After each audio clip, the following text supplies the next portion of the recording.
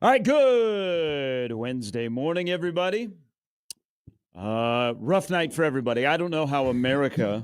It's a rough night in America. Yeah, I don't know how America slept at all last night. That I've been awake since 2. yeah, there wasn't storms or anything like that. I think across America we're having a heat wave.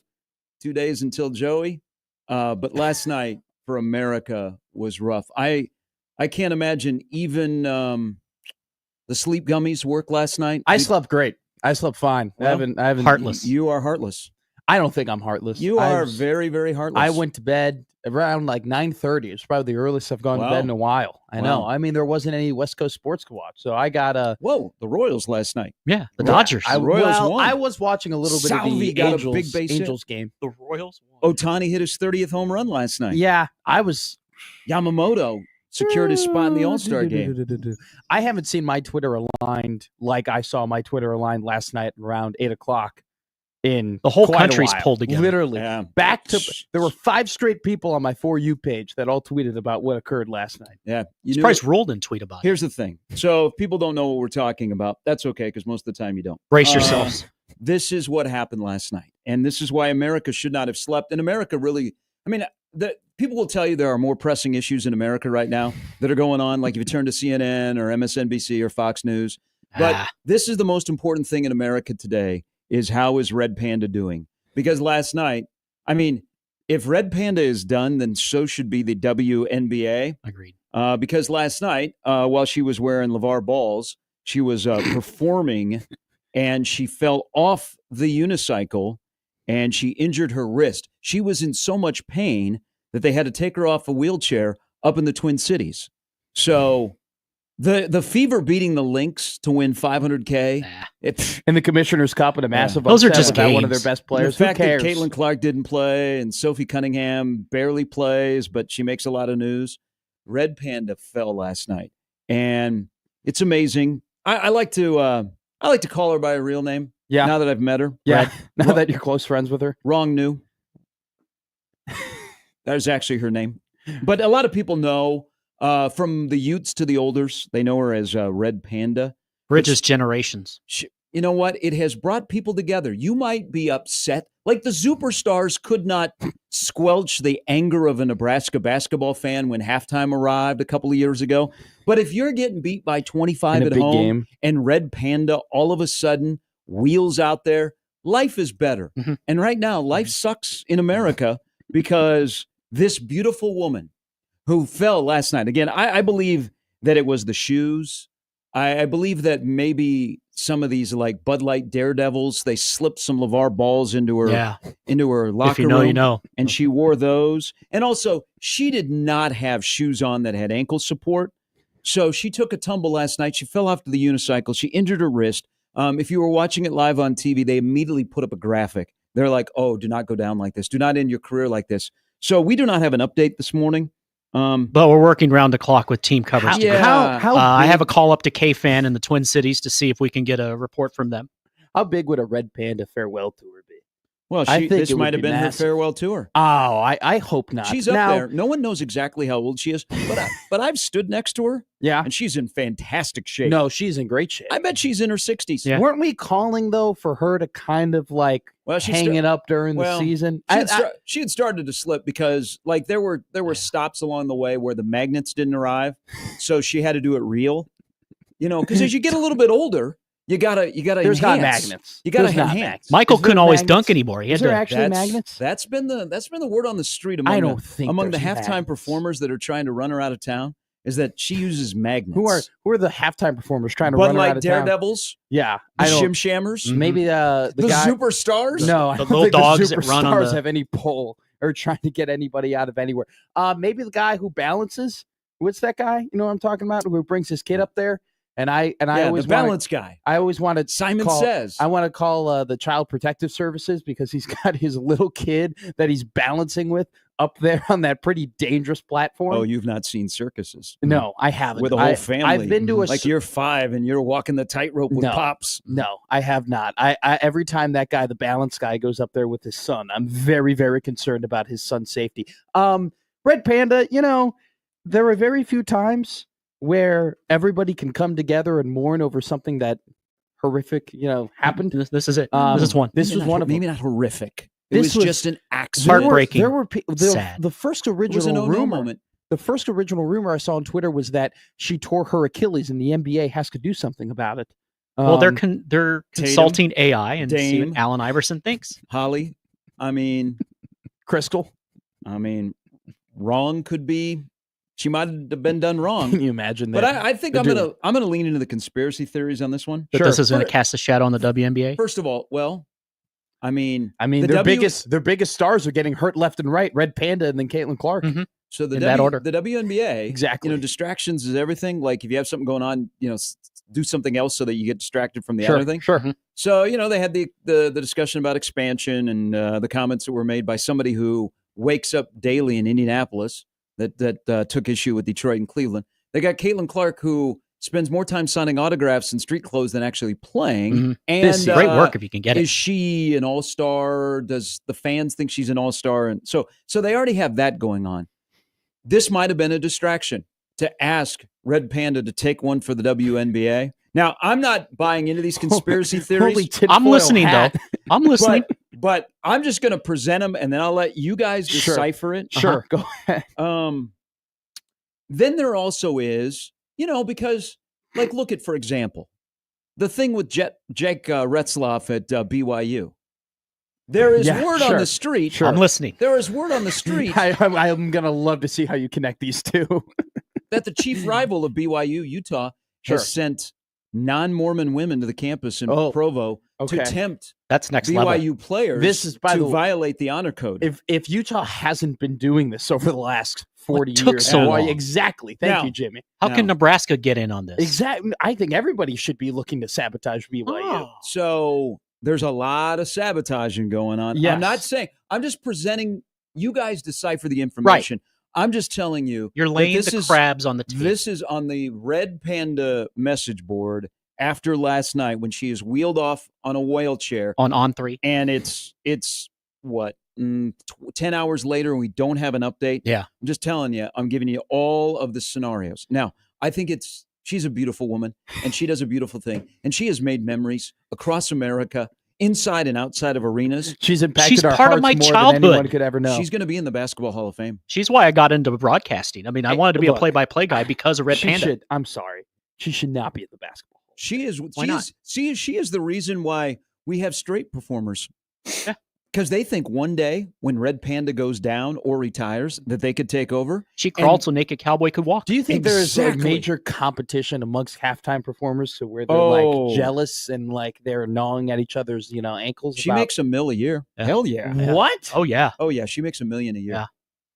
There is no that, way Bobby Bonilla. she makes $1 million. She makes $1 million a year. Mm-hmm. I'm full. I know we got into the wrong business, but you know what? What's done is done. We're here, and this is what we're doing. How are you stunned? She comes and does a halftime performance, let's say in Lincoln. Yeah. You're about $30K. She brings joy. Really? Mm-hmm. I mean, I wasn't thinking that she was making like $30,000 over a season. Like I assumed that's she was radio. in the 6 figures. I just always assumed she was 6 figures. The larger $1 million the venue, a year. the larger the venue, her pricing scale Holy is. crap. Yeah. Hey, Yeah. Sonny, we got to get you on a unicycle. My goodness. We got to.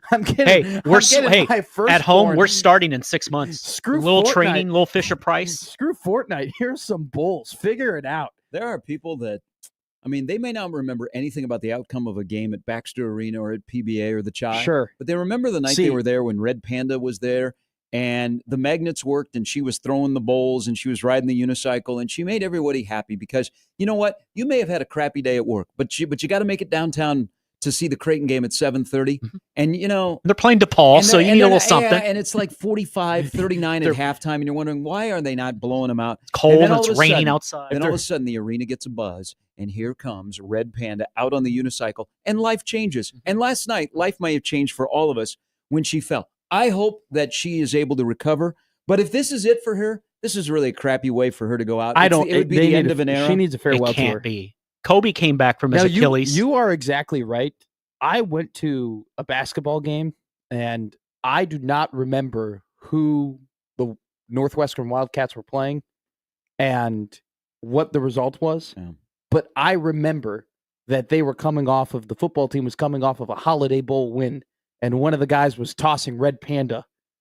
Many teams have won that game. I swear to you. Mm-hmm. I just remember that she performed, and one of the D linemen from the 2018 Holiday Bowl victory were giving her the Bulls. I don't remember who the Cats were playing and whether or not they won the game. But you were happy, weren't you? You're like, what a great time. I'm so glad I went to this event. I was Thank you for having me. I was there. I was in the Ryan. I was having a good time. But you are right.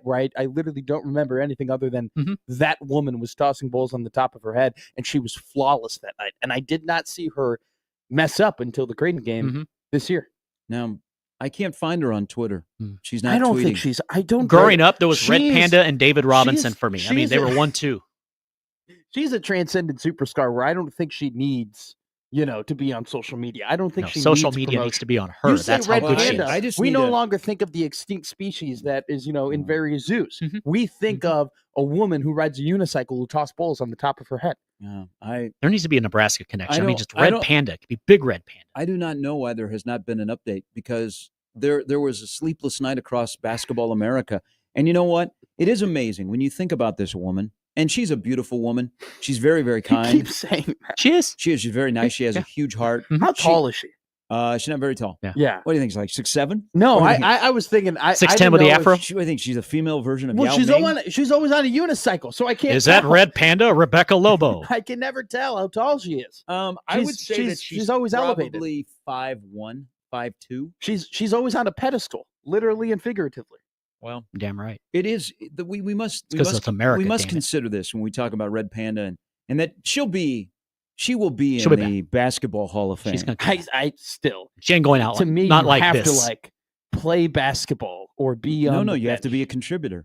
Yeah, there's a fan in the Hall of Fame, the famous Toronto Raptors fan. He's everywhere. He's got a great story. He's in the Hall of Fame. I know who you're talking. If about. He was at the Blue Jays game in the yesterday. Hall of Fame. Yeah.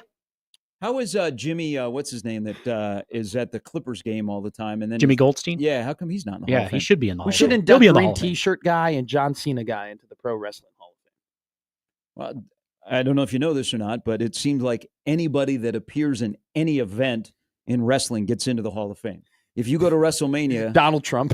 Pete Rose. Has he been reached for comment yet? Because this will unite everybody. Floyd Mayweather I think Floyd Mayweather's in the Pro Wrestling Hall of Fame. All you got to do is appear in WrestleMania as a celebrity, and you're in the Pro Wrestling Hall of Fame. So she's going to go. I mean, I might drive to Springfield when they have it. I'll fly out there and meet you. Because there have been moments like Jordan's speech.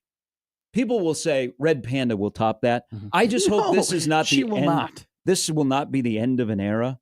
But it is amazing. Like people are talking about, God, LeBron, 23 years in the NBA. That is amazing. At the age of 40, what he's doing. Still getting it done. You know what, LeBron? And I know that the last 3 years you've averaged at least 68 and a half games. But I want to tell you, you got nothing on Red Panda. Because for her 30-plus years of doing this, now, she did not start out in major arenas. She worked her way up. She was doing some of the smaller venues and then showed up at the larger venues.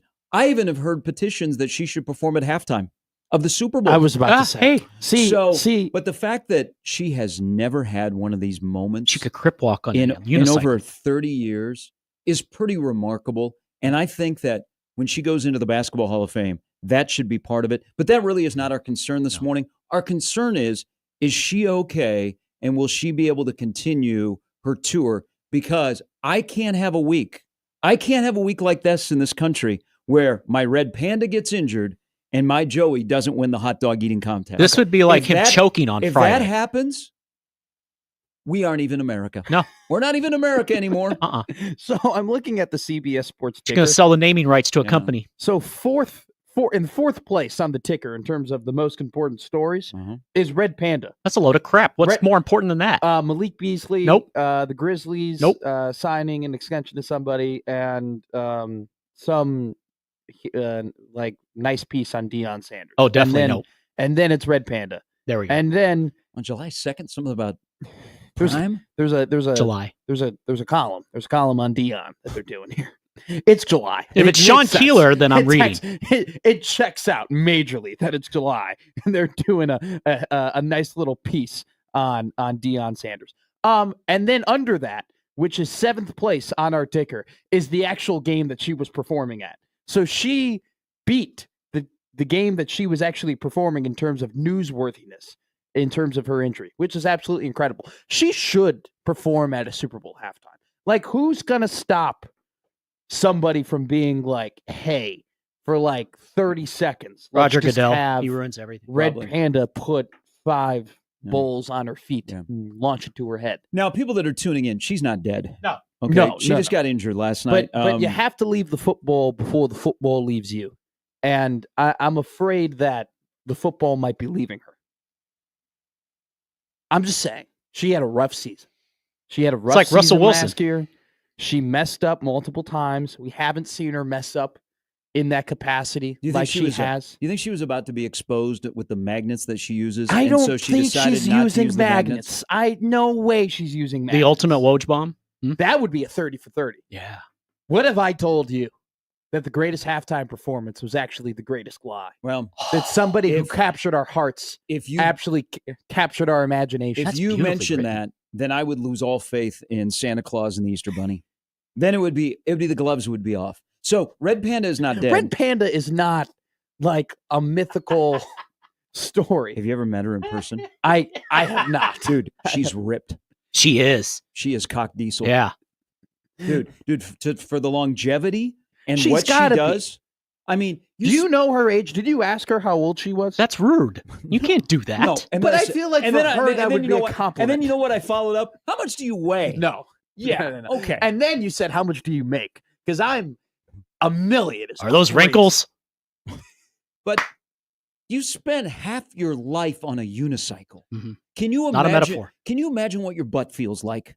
Okay. Oh, her tailbone has got it. She's got to have some tailbone problems. But I'm sending. Yeah. Got to have a tilted pelvis. You know what? You got to have a donk back there to just break the fall. I think everybody should take a moment. I mean, I kind of wish school was in session because before they say the Pledge of Allegiance today, they could have thrown up some prayers for Red Panda in schools across America because we need something good in America and we need Red Panda. By the way, I need video from Hennepin County Hospital of her walking out of the hospital, not in a wheelchair. These are your old stomping grounds. You know people. I need to see her walk out of the hospital this morning and that life is okay and that she'll be back sooner than later. Because if I hear that she is going to visit a surgeon who just did an operation on Jason Tatum, or James Andrews, then all faith is lost and we might as well just shut her down. Mm-hmm. But the fact that she has not had one of these in over 30 years is pretty remarkable. Yeah. And when she is in Springfield, Massachusetts, going into the Basketball Hall of Fame, this will be just a minor blip on her incredible resume. So shout out, Red Panda. We are rooting for you. Whatever that wrist is, remember, people have played with a broken wrist before. People have played. I don't think it's all about balance. I'm pretty sure the wrist. Flu. You saying she's not going to call in sick? No. I mean, I think she needs a break. I think she needs a break. Well, 4th of July is coming. You get a 3-day weekend. The only time that she's really missed is because of travel. Yeah. There has not been Jordan has the flu game. This is where she might be above Jordan. Your knowledge of Red Panda is quite incredible. I'm not judging. This is my childhood he's talking about. Think of the athletes she spans. Magic Johnson to LeBron. I'm concerned that she definitely. I always like it. There are basketball players that don't go in for halftime. No, they sit on the bench so they can watch Red Panda. Game 7 of the finals. I don't care. I always do enjoy it when athletes are on like a gurney and they're being taken off of the field. Paul Pierce, and they put the thumbs up. You know, the whole, hey, I'm fine. Hey, I'm gonna be out for a very long time, but hey, here are the thumbs up. I'm in good spirits. The fact that she didn't give a thumbs up. Yeah, that's scary. That's why people should not have slept in this country last night. Well, this reminds me of the night Theismann got hurt. I mean, everybody was just shaking, and it's. I've never seen my Twitter timeline so unified in terms of everybody being incredible. Like, it was the same tweet over and over and over and over again. Because it should be. Of people concerned about this woman's health. I mean, I know that this spans generations. World right here leaders. In the state. I saw men that I know that cried on the night that Nebraska lost the '83 Orange Bowl that are having the same kind of emotions for what they saw at the Target Center last night. So once we get an update, we'll get it to you. We will pass it along. Flaky Jake says, put the flags at half staff today for poor Red Panda. Yeah. She didn't die. No. Okay, that's the whole important thing. Well, that's why I put on the thing. She's not dead. No. It could be coming to an end. No. She had a rough year. She had a rough She broke year. her wrist. She So didn't much- break her soul. We had a rough year. That's so much so No, in the month of there- February hey, when sports were going on and important things were happening. We spent whole segments saying, I don't know if she has it anymore. I understand you're a youngin' and you think you're 10 feet tall. There's a difference between being injured and dead. Yeah. Okay. Haven't you seen the program? I just want to clarify that. Okay. I'm just saying that it might be. Guys and gals can play injured. Mm-hmm. What did you call me? They can't the other. Jack Youngblood played the Super Bowl with a broken leg. That's true. You and I started hosting the show together. Can you imagine she had a broken leg and she still performed? He played in 2 games, NFC Championship and the Super Bowl. They didn't have rules back then. They were Did dirty. you see Alex Smith's picture, by the way, on Twitter yesterday that surfaced of what his leg currently looks like? Handshake meme right there. Those two. He got hurt and he retired. Mm-hmm. He played on that thing. She got hurt and she'll probably be back tonight, like in Brooklyn at a Brooklyn Cyclones game. Mm-hmm. Sean Livingston broke the crap out of his leg. He came back, had a great career. Well, then I would lead to this. Sean says, I think Red Panda got injured to help Sports Talk Radio with summer content. Thank you. No, have you not seen what Nebraska's doing recruiting, Sean? It's all about Nebraska football recruiting. Literally. Red Panda just happens to be an addition to the discussion in Sports Talk Radio in the state of Nebraska, and specifically right here on 1620 The Zone. So once we get an update, we will pass it along. Yes, and Connor and John and Josh will have team coverage as the day goes on. Yeah, and maybe Jimmy and John if the sports schedule allows. I'm very curious to hear what their thoughts are because I imagine that they did not sleep either. I mean, there's going to be multiple pods that are going to be released this morning on talking about the impact of Red Panda and how like junior Red Pandas that have said, you know what, junior Red Pandas. If there's a farm system of Red Pandas, there's got to be. If I can do what she did, then I can make a living in this country because America is great. So hell yes, God bless America. America is really one of the very few countries where you can get on a unicycle and throw bowls on the top of your head and do very well for yourself. Hey, that's why this country's the best. That's why we live here. Fremont Fred says Red Panda is good fellas, but not the craziest show I've seen an Asian woman do with bulls. Are we still talking about the same thing? On our Twitter list, there's the last time we were this good at seeing someone on the basketball court in pain, and there's Red Panda who is clutching her wrist, and then right under her, it's a this is like Gordon cut Hayward shot, and it's Kevin Ware. Oh, good one. Yeah, that is true. I still haven't watched that injury. I refuse to watch it. I refuse to see it. I got an argument with the editor of the Omaha World Herald about Kevin Ware. They page 2 of the sports page that Monday morning they published the picture. Oh, whoa! Yeah. Really? And so I made a comment on air, and the guy called me. Yeah, and we had a good discussion. I get hollered at. I said I think that was in poor taste. Now here's the thing. So you're saying the picture we this page is where 2 today? You know that Red Panda has a place in this country and in our heart, because I think it was Barstool that first showed the whole video. Yeah, I saw. Like it was a fan video. Yeah, but then people went after Barstool to take it down. They said delete.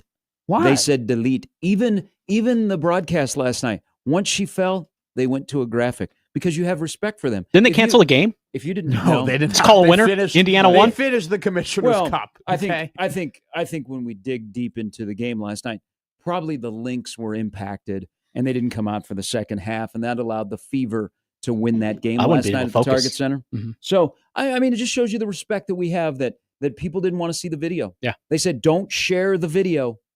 I saw it this morning and I got rid of my Twitter. Just got rid of the app. It's can't do it anymore. I imagine people are. I mean, this is going to ruin some people's barbecue. Not that rain that's coming here. No, it will not. Yeah. It will not ruin. We've canceled any plans for Friday. No, she's We're just going to be fine. She's going to show up. This is actually great for her because Red Panda, we're being honest, was a little bit on the outs in terms of does she still have it? I'm listening. Can she still perform at the same level? Now that she suffered this injury, she has one of two things. She has a beautiful excuse, right, to retire and say, "Hey guys, I'm no longer where I'm not in the shape I need to be in. You can't go out. This is I'm going to hang it up." Or when she comes back, when she has her next performance, whether it be anywhere, okay, whether it be at a WNBA game or an NBA game or she'll have to change her game a little bit, or maybe she's out all the way until the Super Bowl. Well, it will be a big deal. She's scheduled to be at the NBA Summer League for a couple of games, like when Bronny and How Cooper do you know Flag her play. schedule? The internet. How do you know? Is there redpanda.com? You Be follow her careful. schedule.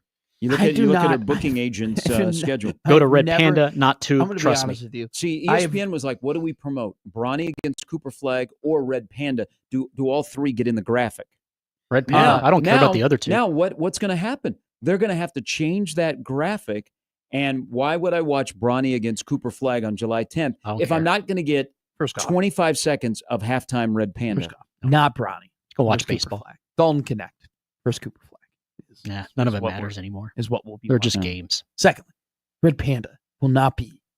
Have you ever seen Red Panda promoted on ESPN where they're like, You didn't need it because Yeah. that's how powerful she was. It sold itself. It's like you don't see advertisements. Super Bowl Hey. Sunday night at Hey. 5. We just know it. I'm glad that Connor there- used yesterday's terrible happenings as a ability to flex his picture of him tossing Red Panda bulls.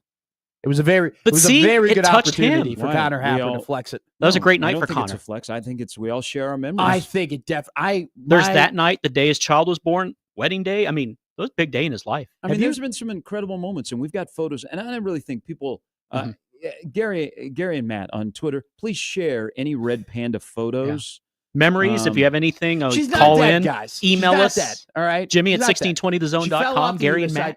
I'm honestly surprised it took her this long. Okay, she's on a one-wheeled bike. All right, Damn. it would seem like it's a pretty regular occurrence to fall off said unicycle. Well, it's kind of like when Jordan didn't score 20 in a No, playoff it's game. not. You're It's like, not oh my like gosh, that I at all. can't It's believe not it even happened. close. Before the show, Willie not even Mays with the close. Mets in the 73 No, series. this is not Willie Mays. Yeah, Okay, dropping This the is an ball. act, and she had an accident. Henry Aaron with the Brewers. She's got to be fine. It's like Greg Barrios missing No, a it's PAT when not. he was at Nebraska. Or No. Dale Klein No, not kicking a field goal. Mhm. this is not Yeah. sports. Yeah. No, it is sports. It is.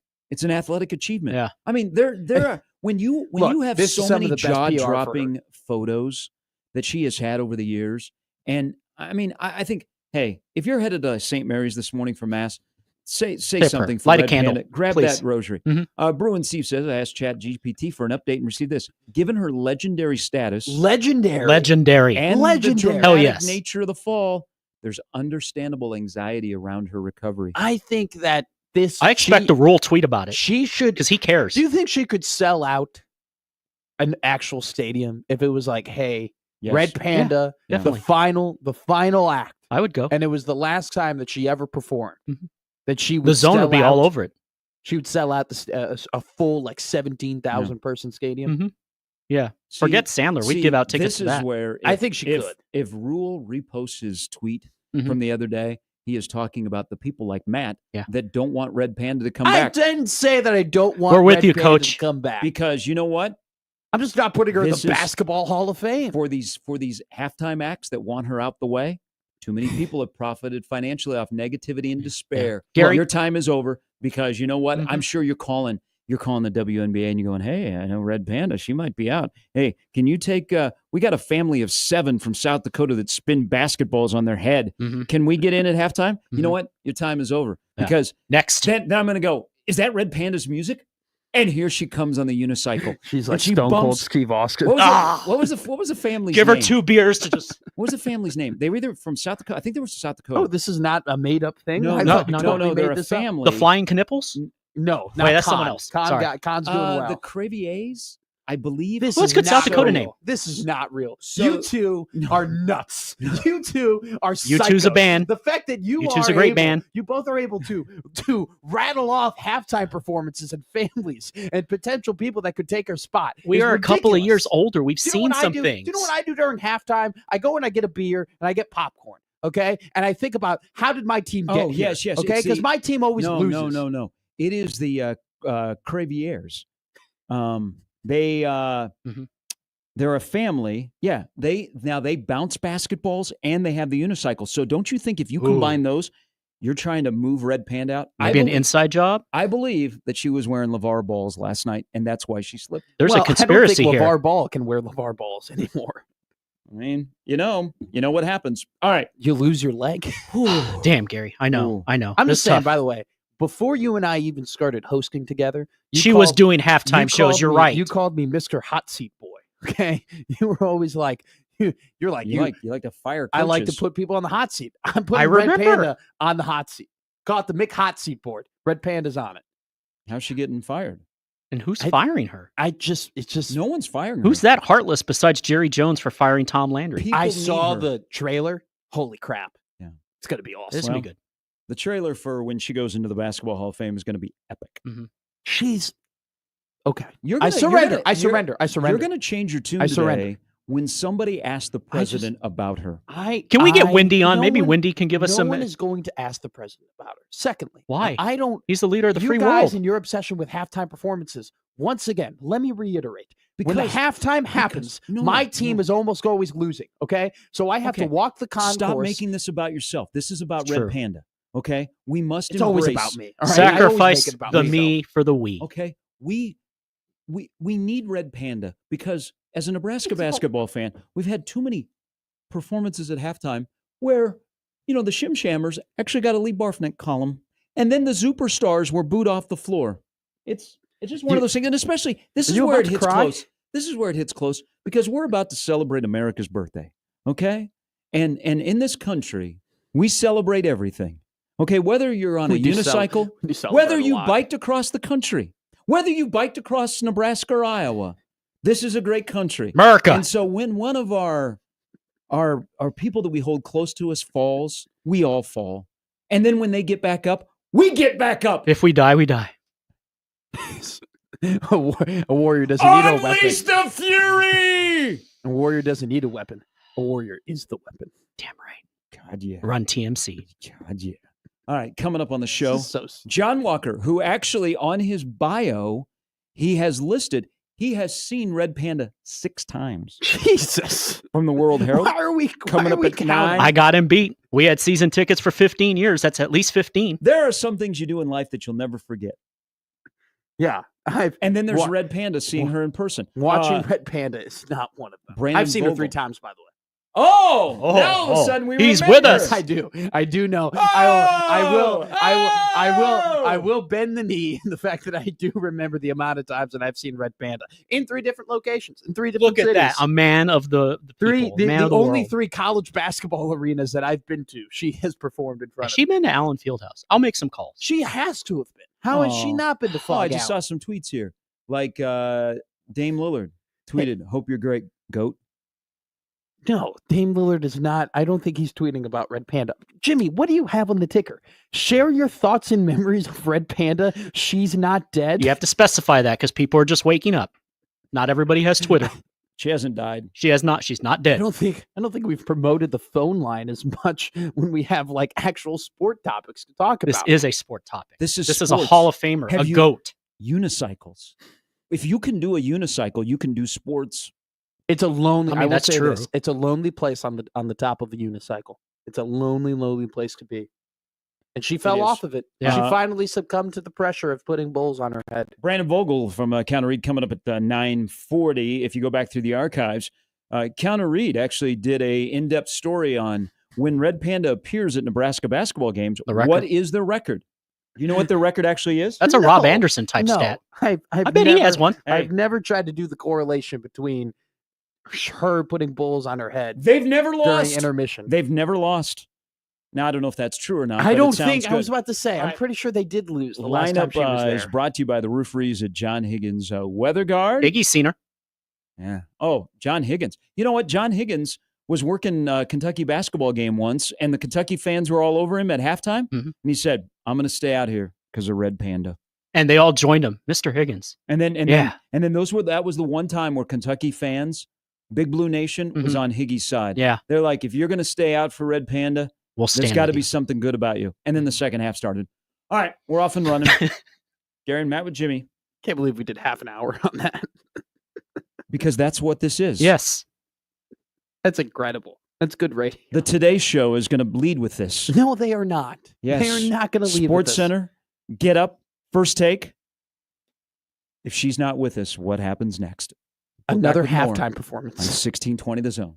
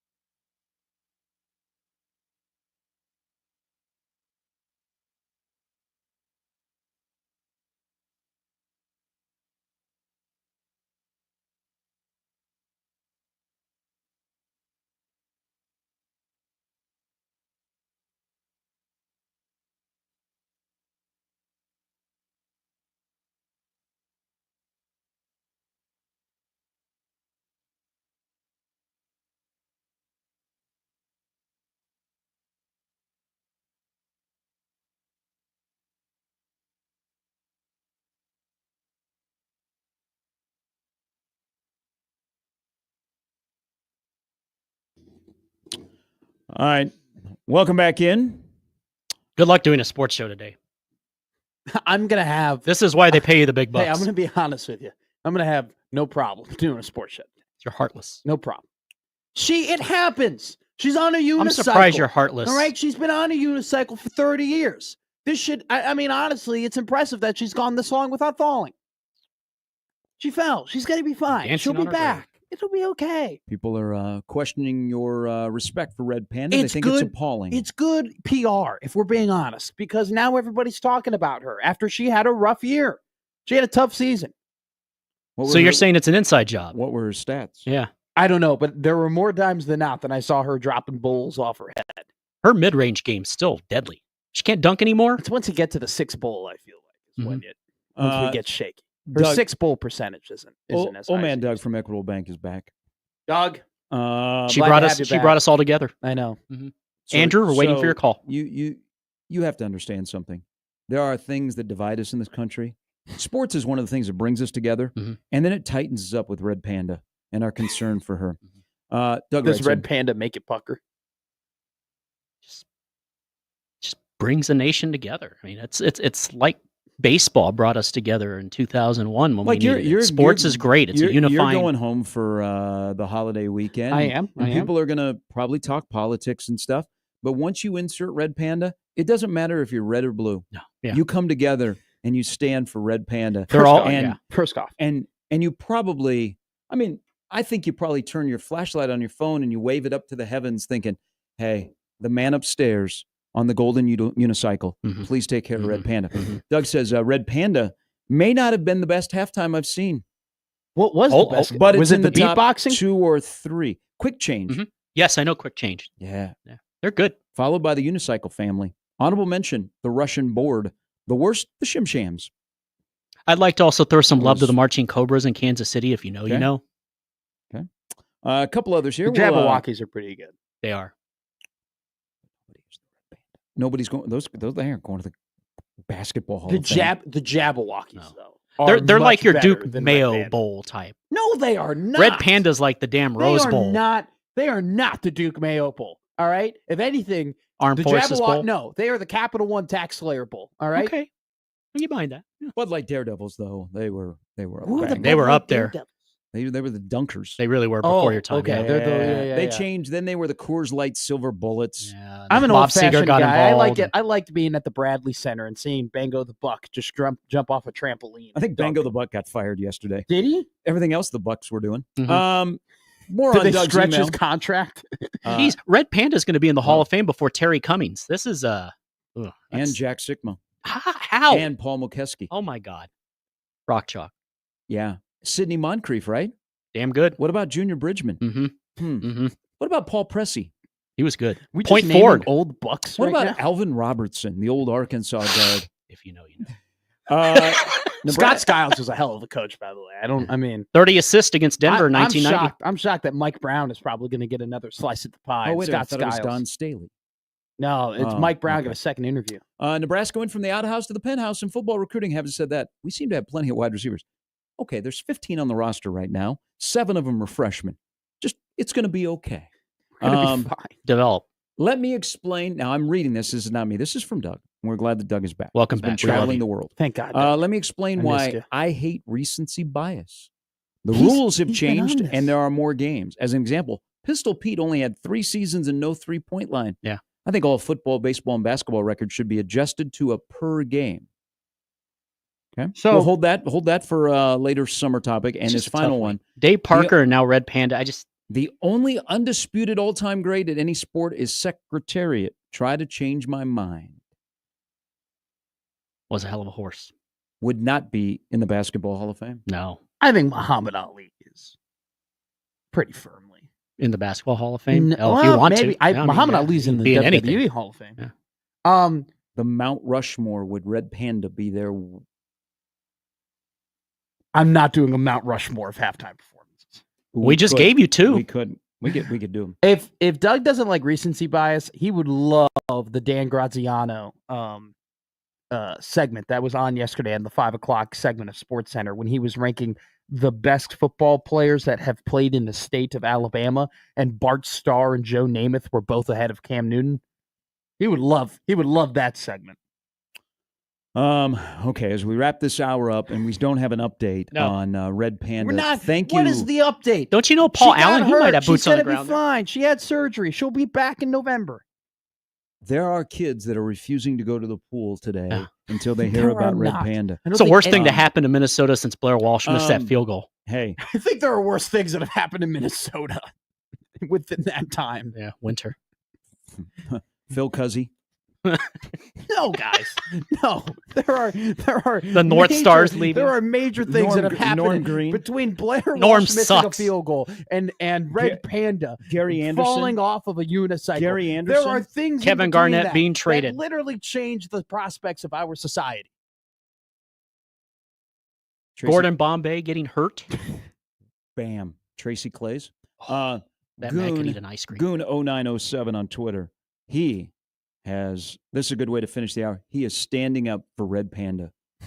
I think I know I think I know a little bit of why you're not embracing the sadness that is it's their generation. America. No, he doesn't like pandas to begin with. Thank you. There you go. Okay, real or not. Or they're wearing a suit or they have magnets. You're just all out on pandas. What's with the magnets thing? I've never heard of the magnets thing until this segment. People were like, there's an expose coming out, so it was set up last night, but I'm not believing that.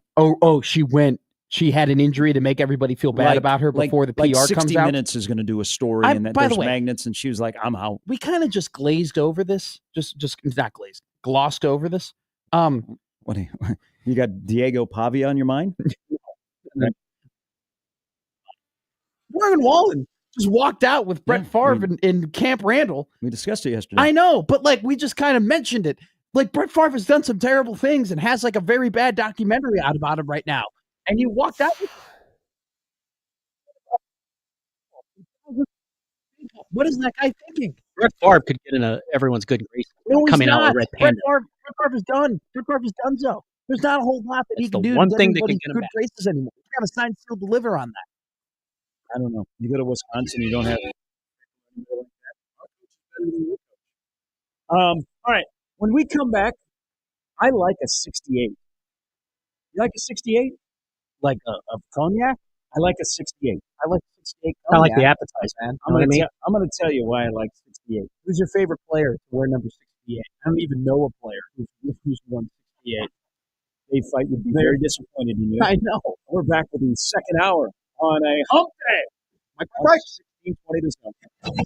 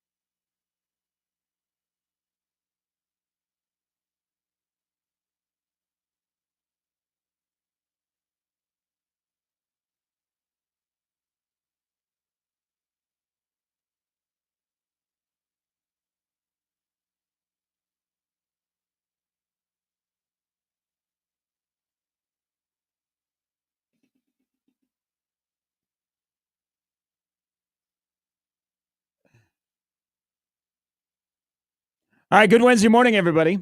On the stream, Puffins United. Been to a zoo and seen the puffins? No. The fake penguins? No. Okay. A puff? Well, oh, I've seen They're Gordon. cute. I've seen Gordon Ramsay hunt puffins and then cook puffin. It's a delicacy. I think they're in Norway, if I'm not mistaken. That's where they're Next native. Level Chef's a banger. So yeah. Next Level Chef.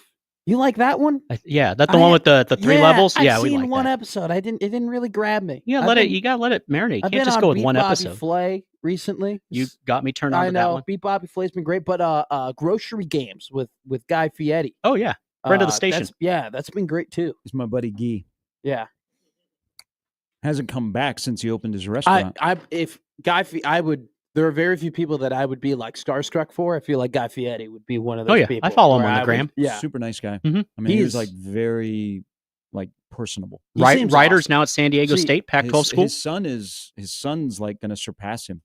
Like his son is an up and coming chef. Really? Yeah. I did not know that. I had no clue. I'm now getting to the point where I know when Guy Fieri is like being genuine and when Guy Fieri's kind of doing like a favor for one of his like friend chefs on Triple D. He's incredible. Guy's just an entertainer. Puffins United. He saw the I believe this is the Crevier family at the halftime for Florida State Creighton women's game in Omaha. He also says unicycle versus pogo stick. Unicycle.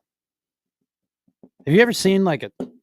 You ever been on a pogo stick before? I tried when I was a kid. Tried all in the same week. Pogo stick and a skateboard. See, wow, we had the same childhood. I scraped my knees. No, we didn't.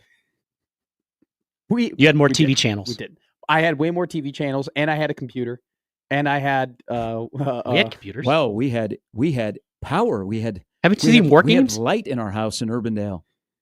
It's tough. Urbandale is a tough suburb, man. The hard streets. Tough growing up. It was insane. Cap says, how many times we said panda or red panda this morning?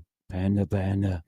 I would say about 46 times. I got broads in Atlanta. But I'm going to make everybody happy while we await word on what's going on with red panda, and she'll be okay. And we're not going to get word on what's happening with that attitude. Why not? What is the word that you need? She broke her wrist.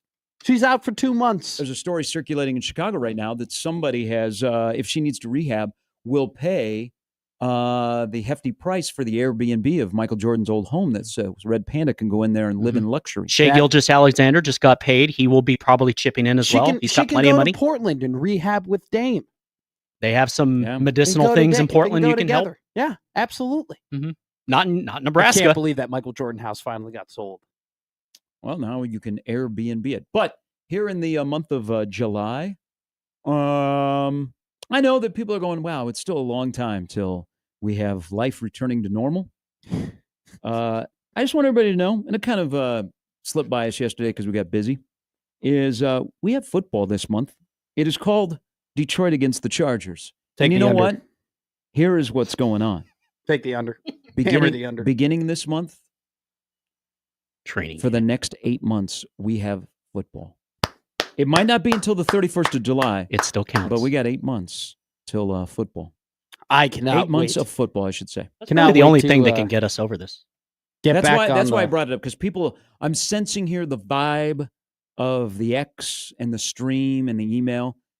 It's hitting people really hard that it might be the end of an era. So I just want to rejuvenate people that I'm here to tell you Nebraska's going 9-3. We'll have football. Whoa. Oh yeah. We'll have inspired. Fully husked.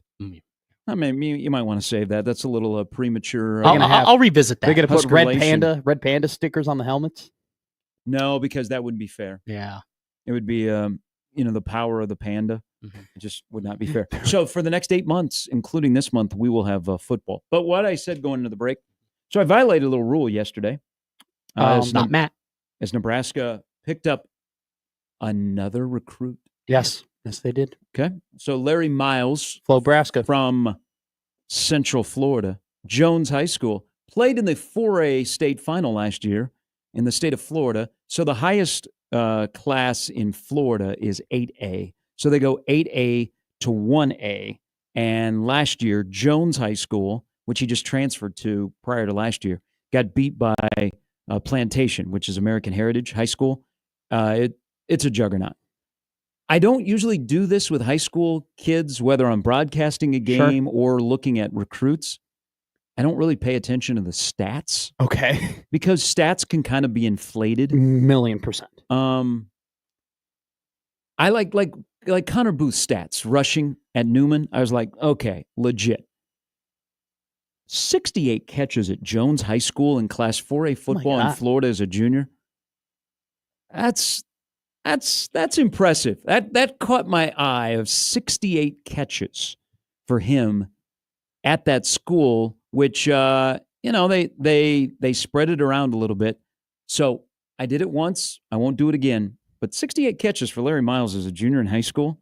Please pay attention to that, because I think that's legit and gives you some insight into the wide receiver that Nebraska is getting. Either he's a 3-star or 4-star, because you can't figure it out with the composite recruiting rankings for all the services that now On3 and Rivals are coming together, and ESPN. Yeah, that threw off my board yesterday. ESPN needs to get the hell out of recruiting. Because they used to be really great. When they had Jeremy Crabtree, and even when Mitch was at ESPN, like when they had Jeremy Crabtree, ESPN was like legit in high school football recruiting.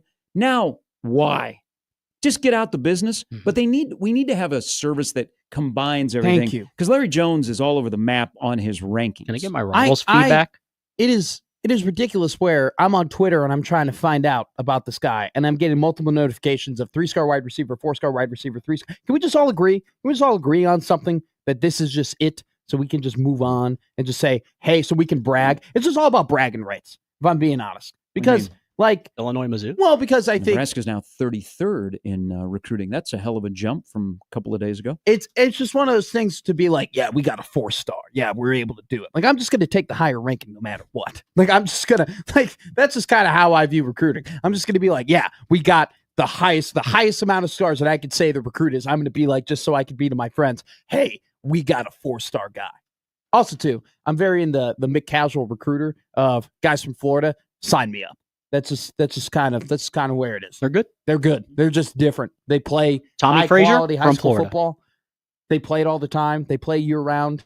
They're always training. I remember I talked to some college coaches. Now this is about Texas, but like how there are just some states where they have like 3-a-days in terms of practicing for high school football, where they come in early, right, before school even starts, and they practice. Then, like, during their community period, during the hour between, like, lunch or whatever, they go and practice again. Then they practice after school. I want all those guys. Mm-hmm. I just want all the guys who are always playing football. Just give me the ball, guys. That's inspiring. Thank you. Mm-hmm. Also, covering it for a long time. Florida kids are cocky, okay? And it takes – so here's – and there's a lot to this commitment. Doug asked about wide receivers, and we'll discuss that a little bit later in the show. Is Florida has always really been good to Nebraska. You mentioned Tommy Frazier. There was a run in the 90s. I mean, Florida has always delivered for Nebraska, because Nebraska has at least 1 or 2 assistant coaches on their staff that have a Florida connection. Mm-hmm. And this year they have a little bit more, and they've looked at it as a priority, and they're on a nice little run in the middle of the state. But the thing about, and this is more South Florida where I was based, is there are so many people that are in the ear of these kids. Yeah. Like, there are assistant coaches that maybe played at Miami or played at Florida State or Central Florida or South Florida or wherever. They're in their ear. And there are nearly every Power 4 football program in America goes into Florida to recruit. Mm-hmm. So it is not easy. But Nebraska had a nice little run with Frost because of his past connection to Central Florida and guys on his staff that had recruited that area. And then COVID hit, and those kids got lonely, and they were a long way from home, and there was no direction for them. And so all of a sudden, the Flobraska kids went back home. Now, most of them didn't pan out elsewhere. Mm-hmm. But Nebraska at least has not given up on Florida. Remember, Iowa made the big thing about 4 or 5 years ago. They weren't going to recruit Florida anymore. Nebraska's never given up on Florida, and not every Floridian that has come here has panned out. But right now, they are on a heater of guys that have left Florida. This is a long way from home, man. I mean, and it's different. It's just a different place in general. Yeah. It's very different. We have humidity here. Yeah. It's completely different. Yeah. You don't see people in Lincoln, Nebraska that you see in the hallways of your high school in your Miami, Florida. Seriously? That's an adjustment. That's reality. But here's the thing, that when a Larry Miles or an Odom or the Mills and the Moseys, or the Mills, excuse me, that are coming to Nebraska, and especially like a guy like Larry Miles, is they know that the current Floridians at Nebraska are enjoying it. Like they like it here. Point. Because if a kid from Florida is at Nebraska, whether it be a Barney to a Shavers to a McGahee, and they don't like it here and they're uncomfortable, not necessarily the football, but the lifestyle, it echoes. They're gonna say something, okay, in private. And that goes into deciding if you're gonna leave home and come all the way to Lincoln, Nebraska. So that's another good sign with the Miles pickup for the future, is that the current roster, the current Floridians like their situation here, and they're okay telling fellow Floridians that are looking, hey, this is okay. It's okay to come here. They're going to take care of you. It'll be fine. It might not look like Miami. Sure. It might not look like Orlando. But they're going to treat you well. We have Funplex, not Disney World, okay? But it's okay.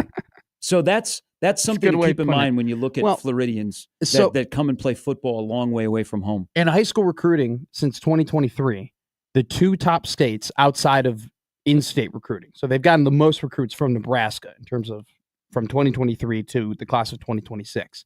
But the next two states can get the most recruits from are Texas and Florida. Okay? And they both have gotten 11 recruits from those states, Texas and Florida. What have they done in Georgia? They've been really good in Georgia. They've been trending in Georgia, so they got 2 in Georgia, this Florida, class. Texas are the 3 best high school football states in America, in my opinion. I can do this. Then Ohio and California. I think most people definitely agree with you. Ohio, too. I do, and this isn't a hometown bias, but Illinois has been getting better, but they're definitely not on the level of those 3 schools. But Georgia, so they got 2... They got 1 in 2023, 1 in 2024, which was Dillon. They've gotten 2 in 2026. And then in 2025, in Georgia, Nebraska got 0. So they've only gotten 3 recruits from the state of Georgia. And 2 of them are the Raiolas. So I remember I was reading an ESPN article. This was last summer. And it was about Nebraska. It was just kind of a random July, like what happened to Nebraska type of article. And they were able to get pull some T.O. quotes and talk about like why maybe T.O., like his insight into why maybe things have decreased over the last couple of years. And one of the things that T.O. said was, well, we lost a recruiting base in Texas, that, we haven't been pulling from that area of the country as much now when they were winning all the games that they were winning. And so not playing games down there. Exactly. And you're not like growing up, you kind of like you watch the Big 12, you want to go to the Big 12. Growing up, I watched the Big 10. I wanted to go to a Big 10 school. You lost that. And so you lose Texas in the way. The fact that Nebraska has been able in this era to be like, hey, it does not matter. We are going to Florida. We are going to Texas. We are going to these top schools, and we are going to get these prospects come hell or high water, and we're going to do everything we possibly can to do it. To me, there are a couple of indicators of things are heading in the right direction. This is one of them. The fact that you can establish that. I wonder if they're going to dabble in Texas anymore. I see. Because they hired a tight end coach because he was going to be their key to opening up the state of Texas. He didn't make it the first game. They still have a Texas flavor on the staff, but they have no recruits right now in the class of 2026. Yeah, I think they shifted. I think having a base in Florida. Well, this whole class, everybody can talk about the 500-mile radius. I don't think the wide receiver from South Dakota is going to be part of this class with his injury. Is they are showing that they're still relevant with a national brand. Yes. But I think spending time in Florida and spending time dabbling a little bit in California, and maybe not as much in Texas would be okay. I mean, you're going to go, whoever's going to give you interest, you're going to go. Yeah. And then stand on the East Coast. I mean, man, you live in New Jersey. New Jersey is a place that Nebraska forgot about, and they used to produce running back after running back. But it also comes down Jamal to Lord from Jersey too. Yeah. It also comes down to who you have on your staff, because it's about connections. You can walk into a school with a Nebraska polo, but if you don't have connections or don't know the area or don't know faces there, that can be a little bit tough to all of a sudden introduce yourself, even if you have a good looking polo. So you look at the strengths of guys they have on their staff: Kansas City, Florida.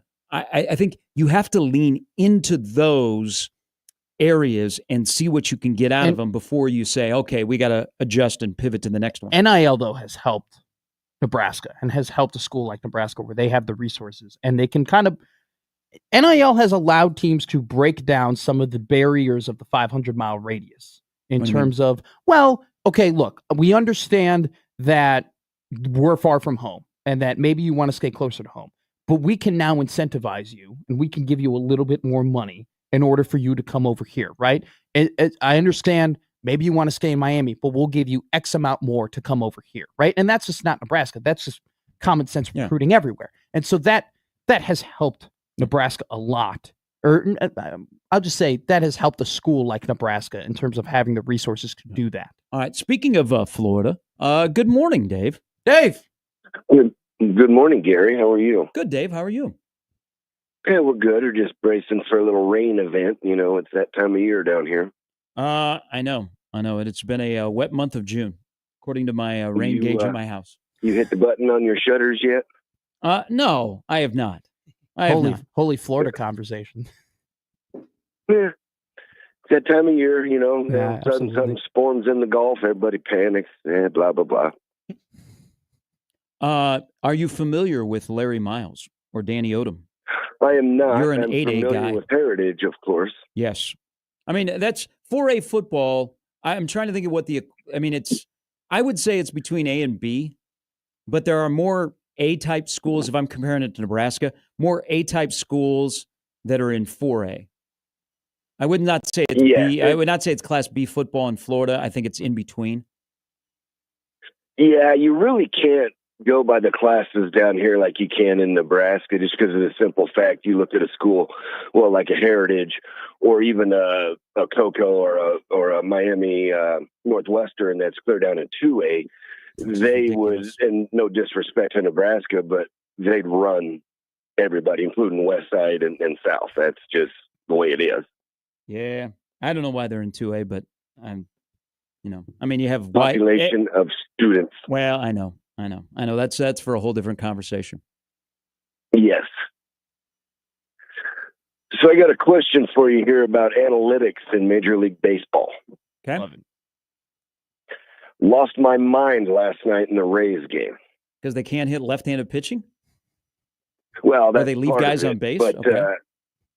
It goes into extra innings. You got the ghost runner, as they call it, on second base. So Oakland bunts, gets the guy over to third. You got one out. Okay. Old school would tell you to what? Put the guy on so you have the double play in play? Yeah. Or am I wrong? Yeah, but you have seen now that we're many years into this ghost runner that's not necessarily the case. But I understand where you're going with this. Okay, and then the Rays come up. Mm-hmm. They don't bunt. First guy strikes out. Second guy hits a pop fly to deep center field. If you would have bunted, the guy would have been on third. You could have scored.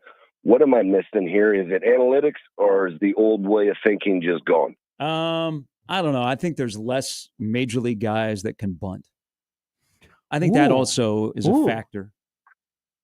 That's a travesty. Yeah. It's just I think there are managers nowadays that don't want to go small ball. They would rather play long ball. But guys trying to bunt the baseball seems like it's been worse this year in college and in pros.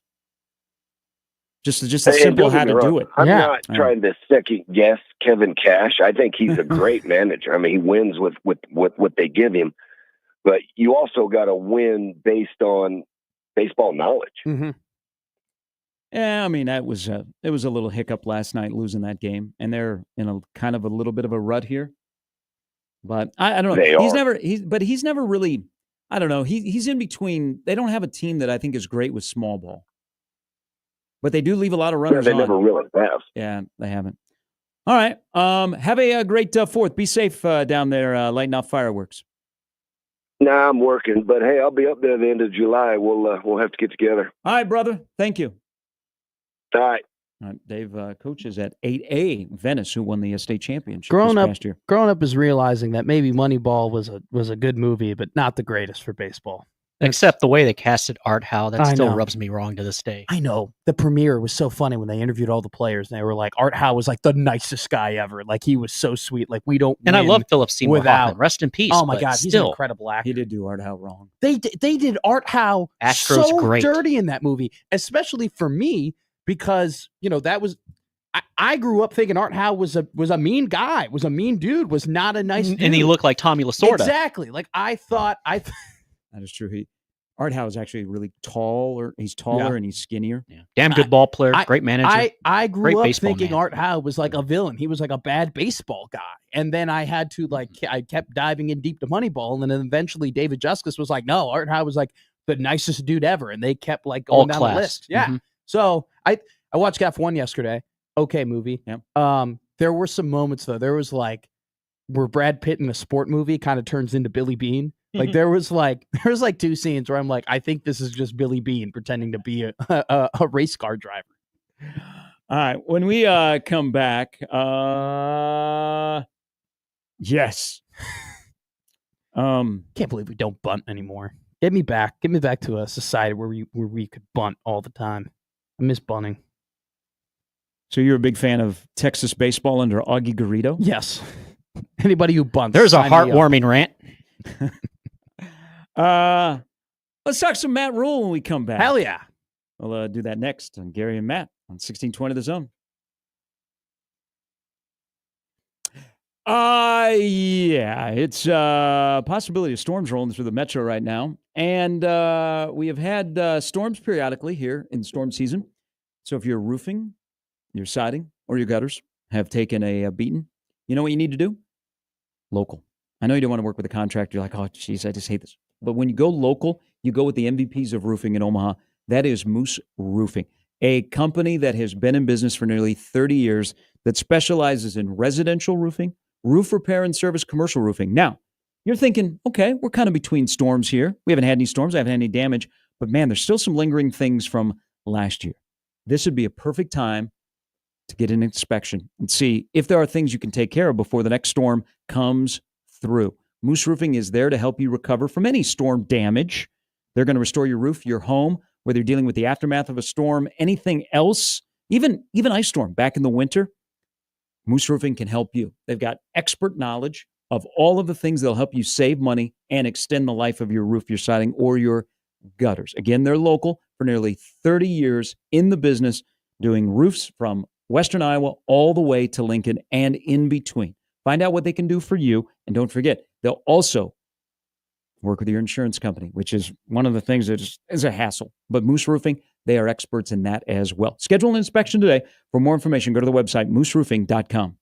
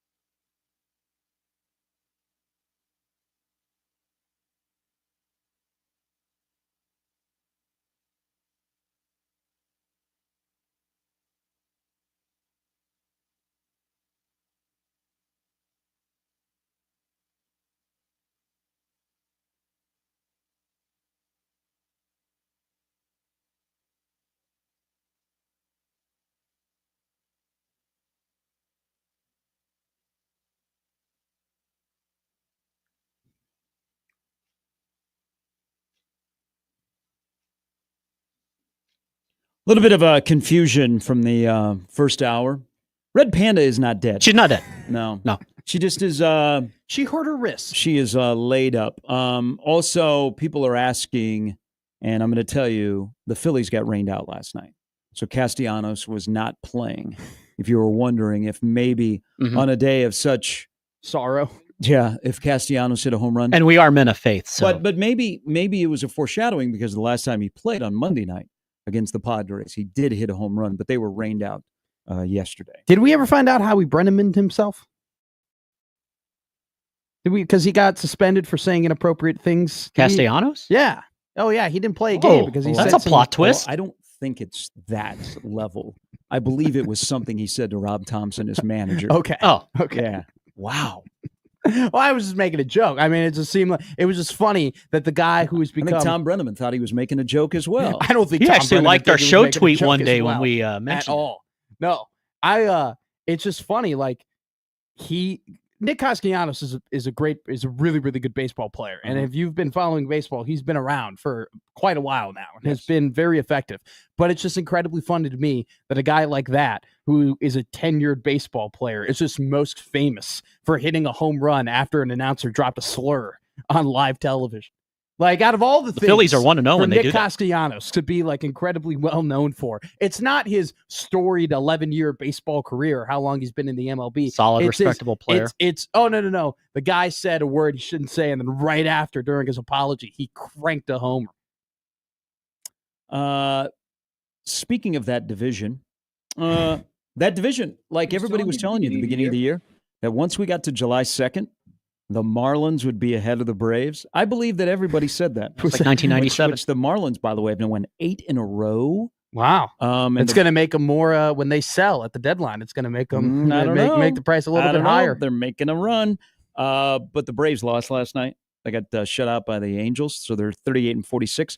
Our team won last night, and Matthew Boyd, at the age of 34, after 4 injury-plagued seasons, look good. He's back.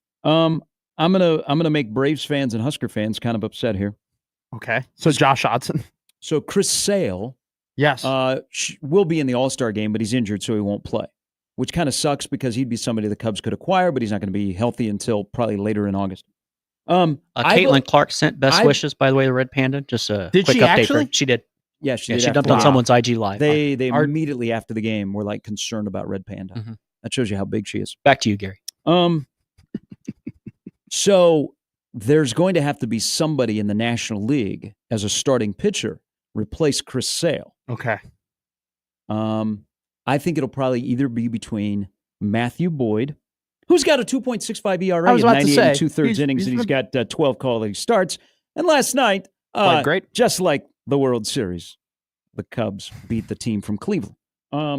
Or it could come down, I think this will be the case, come down to Matthew Boyd or Spencer Schwallenbach to replace Chris Sale on the National League All-Star team. That'd be I would want Schwellenbach to make it. I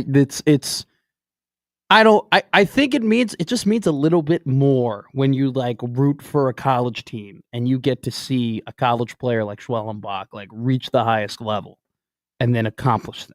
Well, we need somebody else to get injured so that we can have both. Are we crossing our fingers? Well, okay, so Zach Wheeler. Yeah. Mackenzie Gore needs to be on the National League All-Star team. Skeens, Peralta, Yamamoto. I would throw Ray on there. Did I say Peralta? Yes. So there'll probably be 8. So Sale is on, but he's going to be injured. So we need another guy to get injured to have both of those guys. But we're going to be on the air. You're going to be like, yes, and we're going to be like, what happened? He's like, Wheeler's got an oblique problem.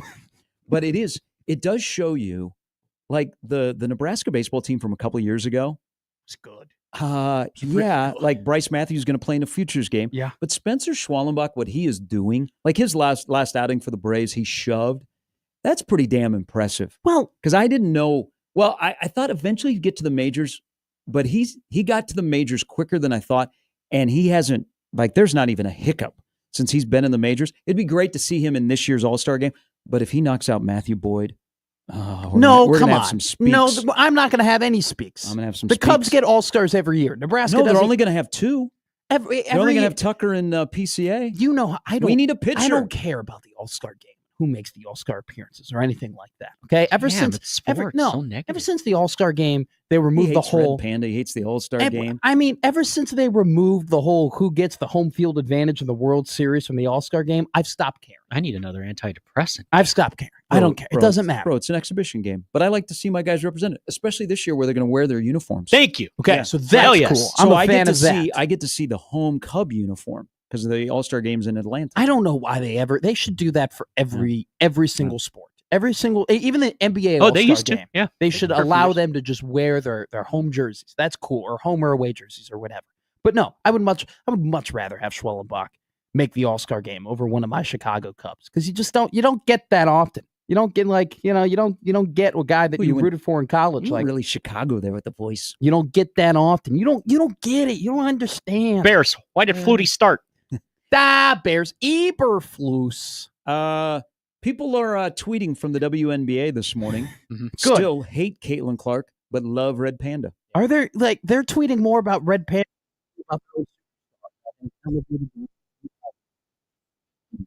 Latest updates. Other than the fact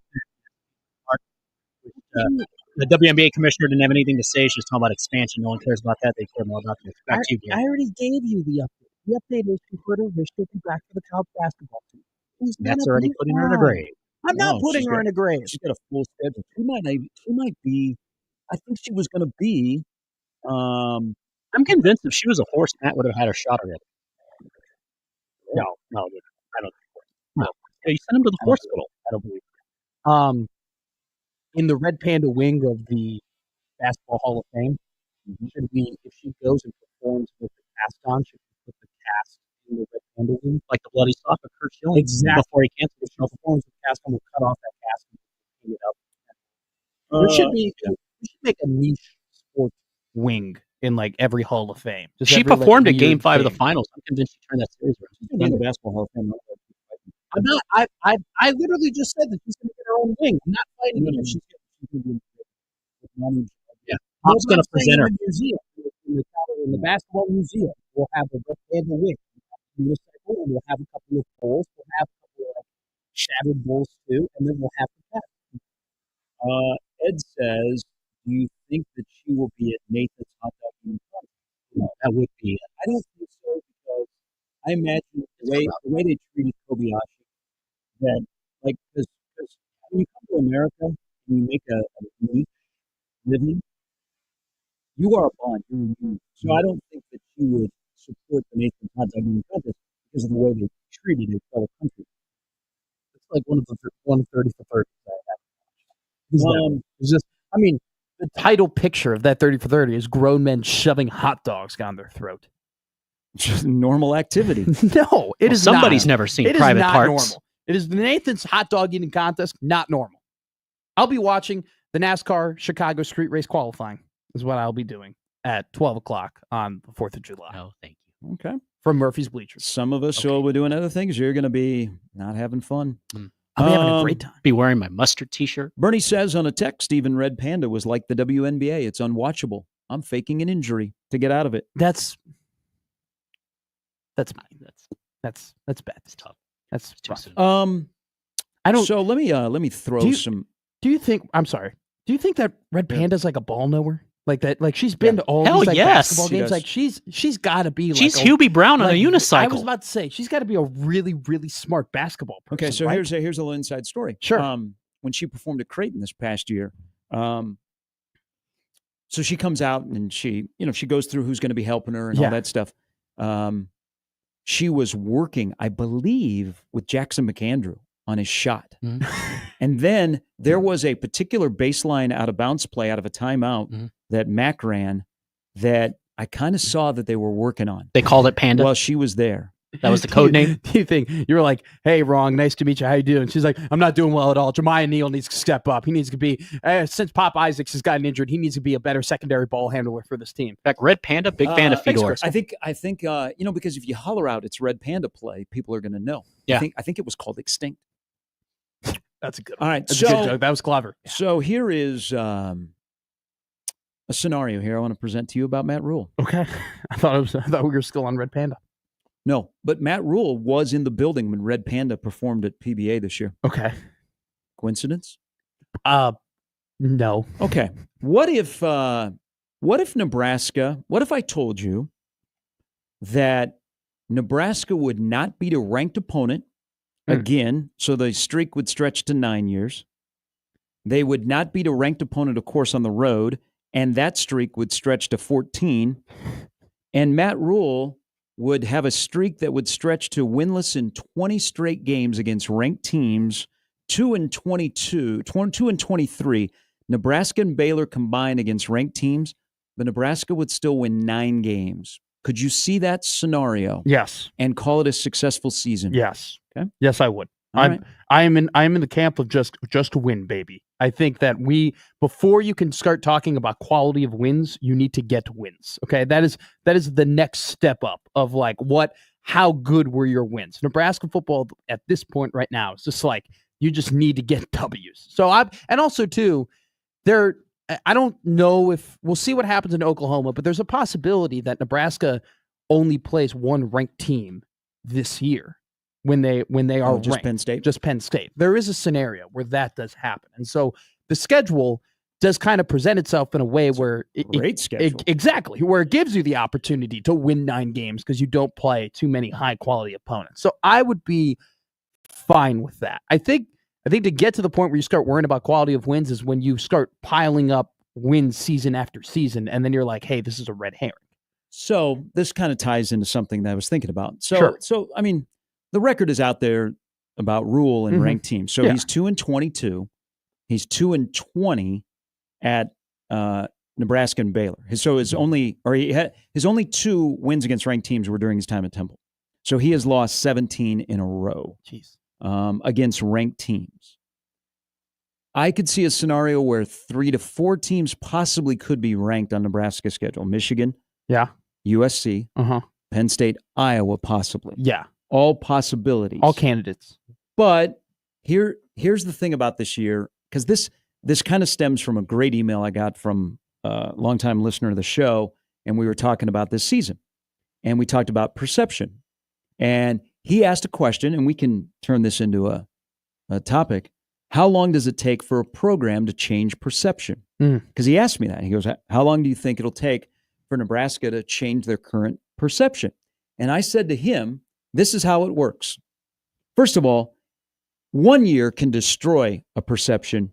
I think it takes multiple years to build it. Yeah. But here is if you look at like just recent in college football, this is where the perception has changed. What you do, if you identify the big dog in your league, in Big Ten's cases, Ohio State, Penn State, let's say Michigan, because they won a national championship 2 years ago. Sure. When did the perception of Clemson change? When they won a national title, when they beat. Not before they got there. Okay. It started to change somewhere else when they knocked off Florida State at the top of the ACC. When did Alabama's perception change? When they knocked off Auburn and LSU and Georgia and all those Florida. teams. Florida. Florida was winning national titles at the time. And so Alabama started to knock off Florida because Florida was at the top of the SEC. What's the perception of Penn State? That they can't knock off Ohio State. Okay, so the perception of Penn State has not changed because they haven't been able to knock off Penn State. Well, knock off Ohio State. Ohio State. They've lost 8 in a row to them? Yes, one of them last year being at home. So if this is the scenario, and we'll take 9 wins, I'll roll out of bed and kiss Red Panda on the lips to win 9 games this year. And who wouldn't? No. I mean, I'm not going to judge everybody. I don't know what maybe you would be uncomfortable with your current home life. But yeah, that'll be frowned upon at home. But this is where this conversation stems from, is this email about changing the perception. Really, Nebraska wouldn't change the perception if they didn't beat a ranked team, because you will change the perception. You can start the process, yes, but until you beat Ohio State, until you beat Penn State, especially on the road, until you beat Michigan, which you could do 2 of those this year, you will be okay. They're one to watch, not here we go. No, it'll take multiple seasons. Well, that's why I said it's a buildup. 1 year can destroy a perception.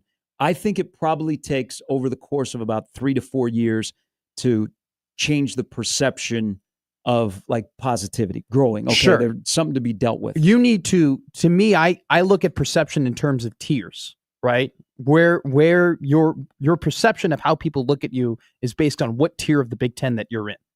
And to get into another tier, like you talk about, is you have to beat a team or beat a top team in that tier to then enter that tier, right? And that's changing perception. So Nebraska has to earn the right to have the perception of not being in the top tier.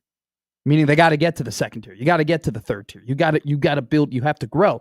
But for this team, they are so far, like the last 10 years have been so bad that they are so far back where the mountain to get to, even talking about beating Ohio State, is a long, long climb. It's a very long climb before we get to, that's why I say, I'm not worried about quality wins. You just have to get wins right now to begin with, to start off with. But I think the Penn State game, if they win that game, if they go on the road and they beat Penn State, that's the type of win we talk about changing perception. Yeah, it doesn't. exactly. It That's what doesn't. I laid out. It doesn't put Nebraska though in that Ohio State category. It puts them in the Iowa category. It puts them in the okay. Hey, this is a team that year in and year out can get 8 wins, can get 9 wins, can compete. Maybe they can have a really special year and make a really good run and potentially challenge singularly in one season for the top of the Big Ten. But I think Nebraska has been so far in the gutter that it's like, I don't think it's 3 to 4 years. I think if we're talking about getting to being in the conversation of the top of the Big Ten, it's like 6. I think You think it's 6 years from now? No, 6 years from when you start the build.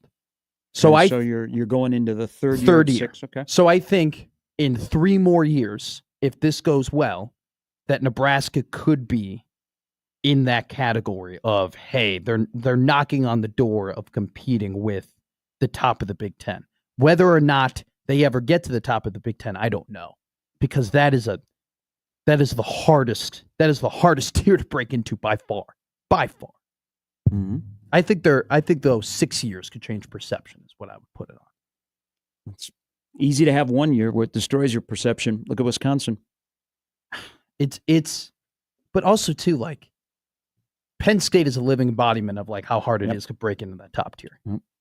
We'll take a break. We'll come back a little bit later. John Walker will join us. Brandon Vogel as well. 1620 The Zone.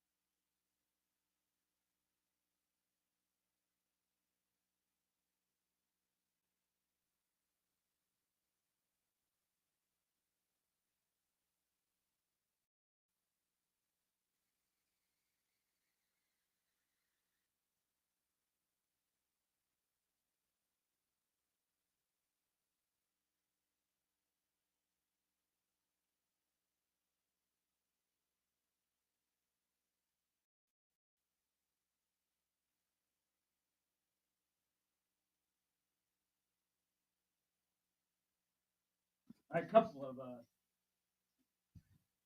couple of things to wrap up this hour. Kyle tweets at the show at Matt McMedia at Gary Sharp 1620. Quality of win for sure matters to Husker fan. We're at this point in Husker football because of lack of quality wins. I think it'd be tough to make it through 3 years without a signature win. Sure. Because what is Colorado the number one signature win right now on the quarterback and head coach's ledger? Yes. I mean, there hasn't been that many. There hasn't really been that many quality wins to begin with. So yeah, because I think in Dylan's case, if Nebraska would have had like another signature win last year, then Dylan would be getting a little bit more love. If they had closed out Ohio State, we would be talking about this program and this team so much different. So I think a quality win matters this year, and I'll quality/signature win, which would be one of those ranked teams. Ideally, Michigan, Penn State, USC, Iowa would all be ranked at some point. On the road at Minnesota, I would call that a quality win because you haven't been able to do that in forever, and I think that would show growth. That'd be just like the first year winning at Illinois. Yeah. Oh, sure. Yeah. That's a good point. Yeah. I mean, I think you have five quality win opportunities. But a little bit different from what you were saying. There has to be a quality win this year. Yeah. There has to be a signature win that trumps the Colorado win from last year. And they'll have opportunities to do that. I just think for me, it's baby steps. Like you just have to I don't want to be looking to like jumping the gun and being like, well, this season wasn't a success because you didn't beat Michigan or you didn't beat Iowa, right? I think it's just for this program specifically, like get to 8 wins, show that there's progress, show that you can win the games that you're supposed to win, and then you can move forward in 2026 with a talented team and then get the quality wins. Yep. A little bit later, John Walker, Brandon Vogel, plus we'll get into list season with you. We have a list of our own. Yes. And we had idiots on national TV talking college football yesterday. Paul. We'll do that when we come back. Hour number 3 ahead on 1620 The Zone.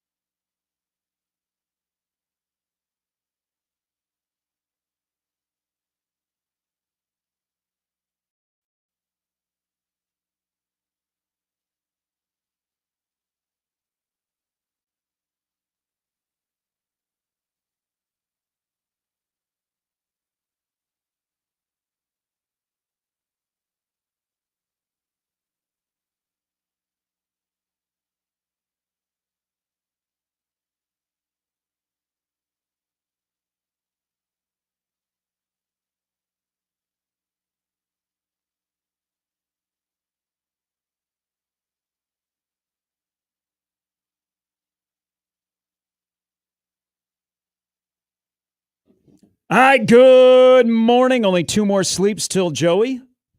Not Colbert, Chestnut. I prefer Colbert over Chestnut. That's You better. You can be running the place one day. You can be your boss.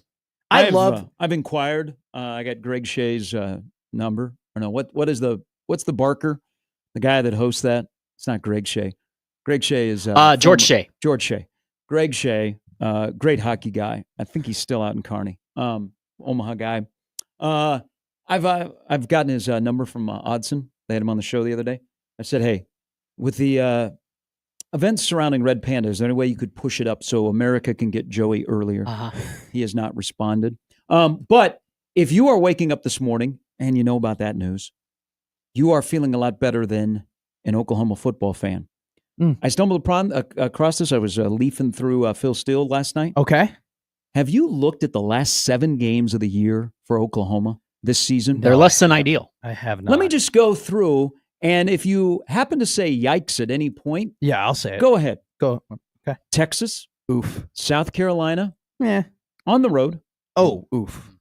Ole Miss at home, Oof. at Tennessee, Oof. at Alabama. Oh my God. Mizzou in Norman, Okay. LSU in Norman. Those are the last 7 games this season for Jeez. Oklahoma. Jeez. Can you not have spread the love a little bit? I mean, to get Tennessee and Alabama back to back, and then you get, what do we call it? A break with Missouri, then back to LSU. I mean, just come on, just space it out a little bit. I mean, it is funny though. I wonder when we get into the Super League, right? Because that's eventually where we're heading. Whoa.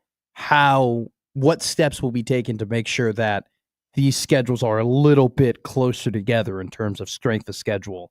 And because in the NFL, you still have teams that very much so have easier schedule than other teams, right? Your either your division or your crossover. Yes, and your last place schedule and whatnot. You still have those discrepancies, but they're not massive discrepancies in the terms of you still have to be good in the NFL in order to make the playoff. Where in college football, we still have, where teams make it to the playoff and you could still question whether or not they're a quality team because they have the schedule that they have. I mean, we're talking about Nebraska could very well only play one ranked team this year. Mm-hmm. And the last 7 games of the year that you just read for Oklahoma, they're at least going to play 3 ranked teams. So I'm curious when we do get into the what steps will be taken in terms of how we going to even They've never this been out. fair. They've never been even because unless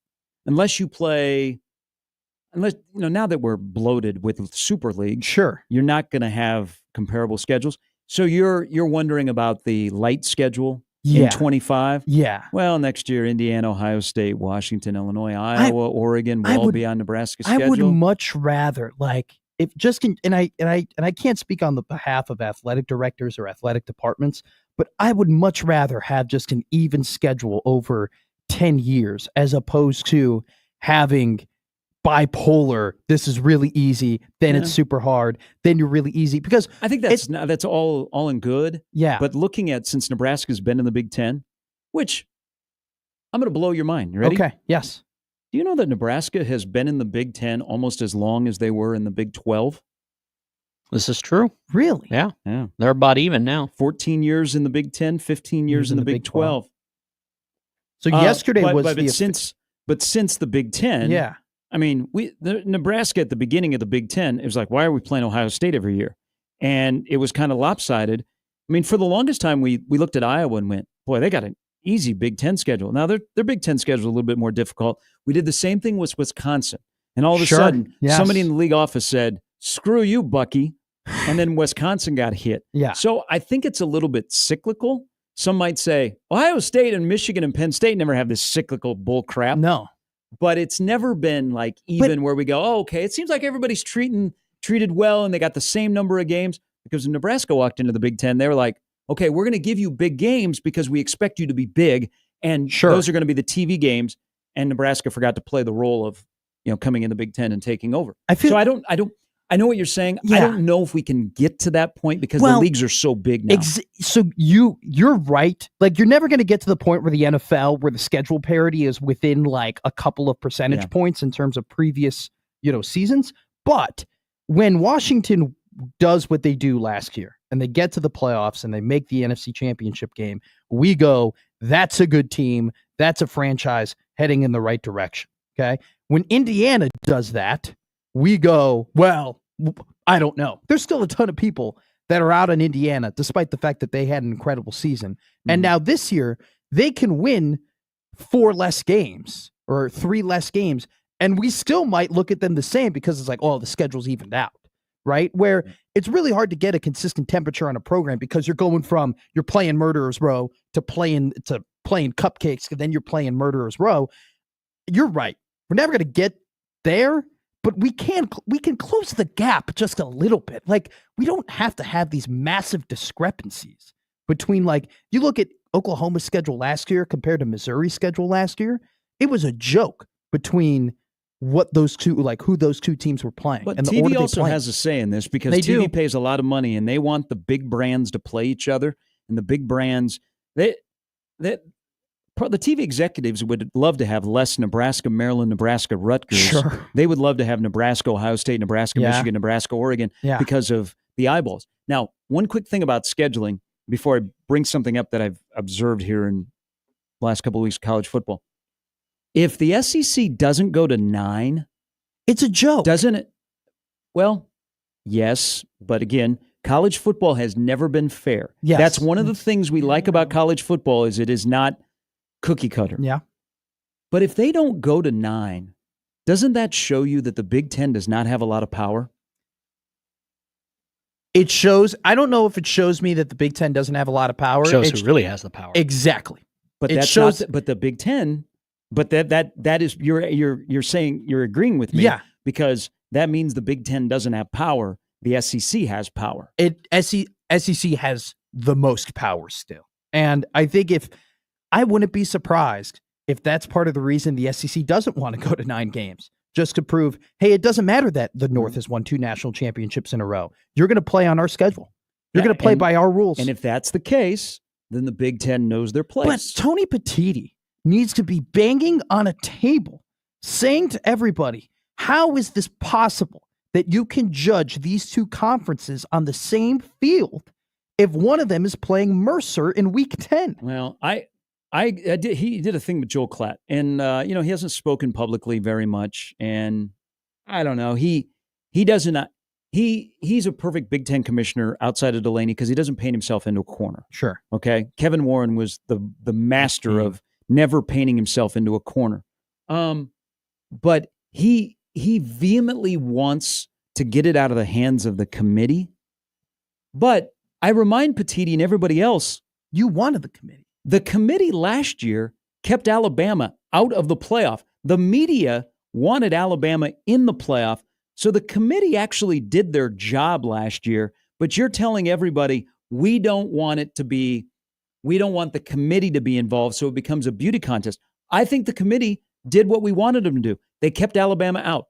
What you want is, hey, the media kind of determines who is good and who's not. Yes. They did it wrong last year. The committee did it well. I disagreed when he got into that. A couple other things I was like, okay, I know what you're saying. But if the SEC holds strong, and I think there's more movement to go to 9 than there has been.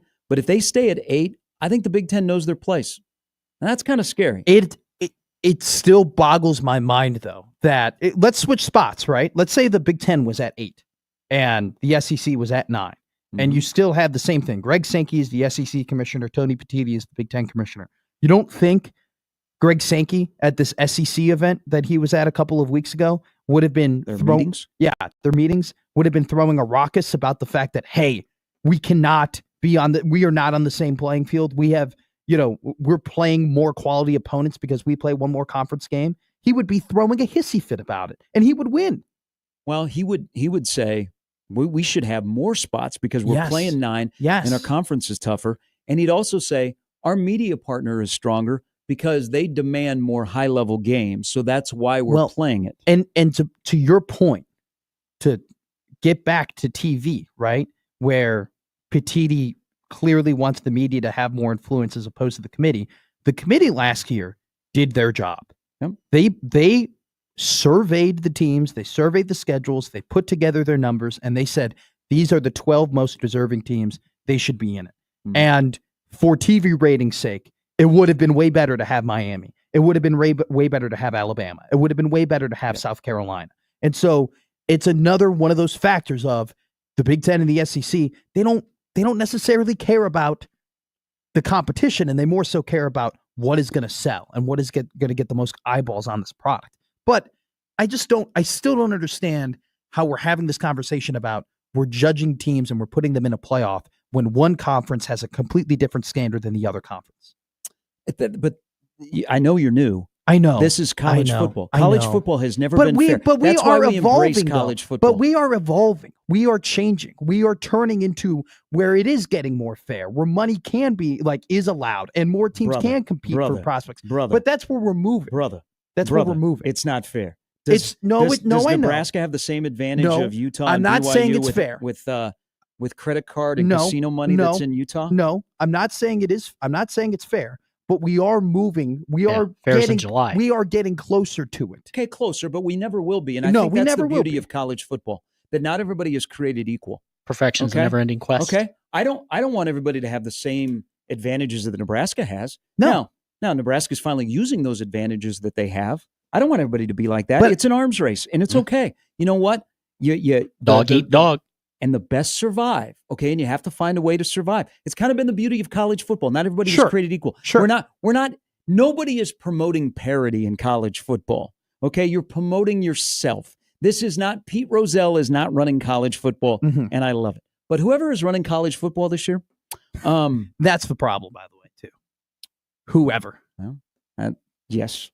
Does it appear to you, and maybe I'm more cognizant because Nebraska has a returning quarterback, that there is a lot more attention and lists surrounding the returning quarterbacks in college football. Maybe it's an Arch Manning thing, but it seems like every day for the last month and a half, there has been some type of list about the best quarterbacks in college football. And just people lost their mind yesterday because EA Sports put out their top 20. And Dylan actually is just outside of the top 20. He had an 87 rating. And if you're playing video games, are you really selecting Dylan Raiola from this standpoint? You're not really going to run and have a lot of mobility. So he's not my video game quarterback. Yeah, it's not as much fun. You can't run screen options. But it was kind of fun. It's a good July 1 content of, why isn't my quarterback in the top 20 released by a damn video game? He was just outside of the top 20. But it seems like everywhere you look, there's quarterback lists this year, and I don't remember that being the case as much as this year. It's propaganda. It is. What do you mean propaganda? Because I say that loosely, but I do think that this year is it is not nearly as strong as in terms of a quarterback class that we've had in the past, where you just have oh my God, you have guys who are for sure number 1 overall picks or former Heismans or massive production. The highest Heisman odds guy has not started a full season in college football. That is wild. And Garrett Nussmeier is a fine quarterback, but he is not in the years when we had Tua Tagovailoa and Trevor Lawrence and Joe Burrow and those top, he was not sniffing that echelon. And so I think it's one of those things where it really is kind of open in terms of who the best quarterback is going to be. So you think it's misleading because people are carrying water for Arch Manning? You're talking propaganda? I'm talking more so. I think there is a mix of, we're trying to make the quarterbacks look better or hype them up more heading into this year, because football is a quarterback sport. And if you have bad quarterbacks, it doesn't drive as much hype. And so I think we're trying to drive that hype in a way by Paul Feinbaum said Arch Manning is the best is going to be the best first year quarterback since Tim Tebow, That was a click comment. Yeah. But exactly. It's kind of propaganda in a way, where it's just we're driving the quarterback interest by consistently talking about them, but also too, it's an open convo of, I can't really tell you for sure who is going to be bar down the best quarterback this year in college football, which is interesting But I think you would prefer to have a superstar of like, you know for sure this guy is going to do it. By the way, real quick too, Dylan Raiola in EA Madden 25, actually a really good video game quarterback. Like he's got a really strong arm. And one of the biggest cheat codes in the game, which is not going to be next year, I don't think, Malachi Coleman is a sick video game player. He is like he's like beefed up in that game. I mean, it's crazy. Like what's his rating? I think he was in the 80s, but he's like massive and he's super fast and like his strength rating is like boosted. Like you truck guys, like there's a jet touch pass. Everybody knows if you play with Nebraska, if you put Coleman in the slot and you have him do it, it's like a touchdown every time. It's insane how much of a cheat code Malachi Coleman is. So Malachi Coleman's a better video game player than he is actually a real player? He's like, I've done leagues before where it's like he was in the Heisman voting. How good would Omar Manning be then? Oh my God. He would have been incredible. I wonder if they're gonna nerf Malachi Coleman for Minnesota, or if the Golden Gophers are gonna be everybody's favorite Big Ten team to play with. Because of Malachi Coleman? He's that good in the video. I would think they have a safety and a running back that I would love to play ahead of Mr. Coleman. He is a cheat code. It is stupid. Him and Jalen Lloyd too. Jalen Lloyd is another one who's really good in that game because he's got like 98 speed to just run by everybody. I was looking at the Big Ten. So 2 days ago, everybody released who's going to Las Vegas. And then Nebraska yesterday, Marquise Buford is going as a media correspondent. Is he going to have a mini microphone?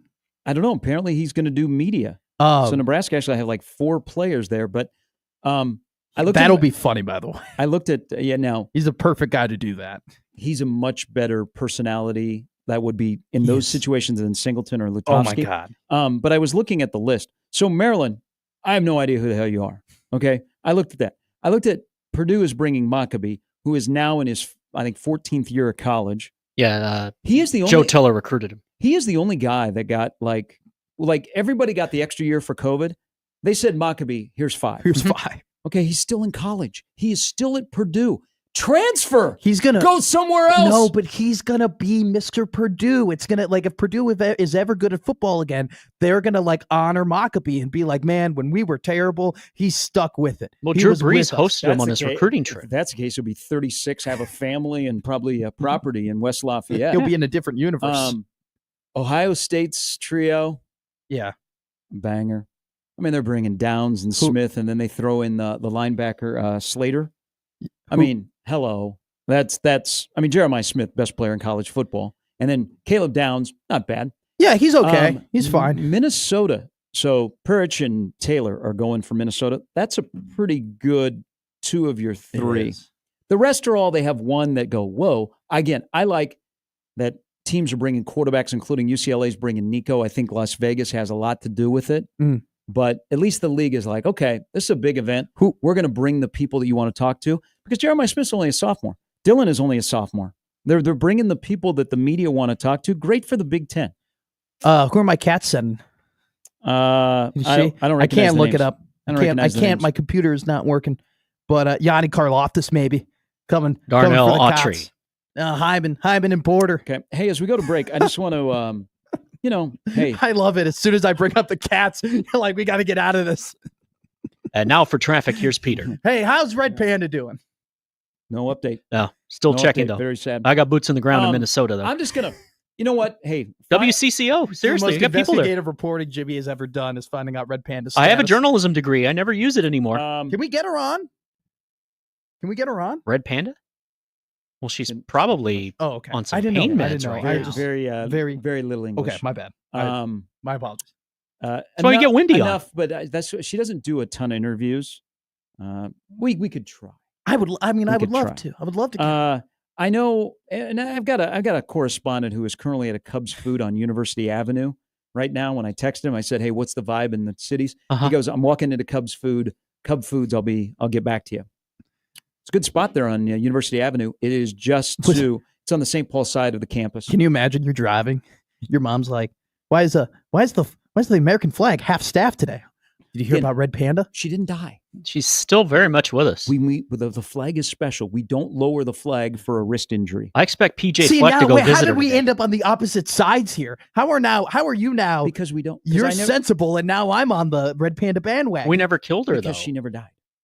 Well, Jimmy made it very clear in his ticker about to call in about Red Panda that she didn't pass away. Sharing your memories, yeah. When Halliburton went down in the state of Indiana, they put the American flag at half staff. I'm not claiming that the America should put it at half staff for Red Panda being injured. Matt, heroes get remembered. Legends never die. I don't want people to get confused. She did not die. Who is your Mount Rushmore of halftime performances?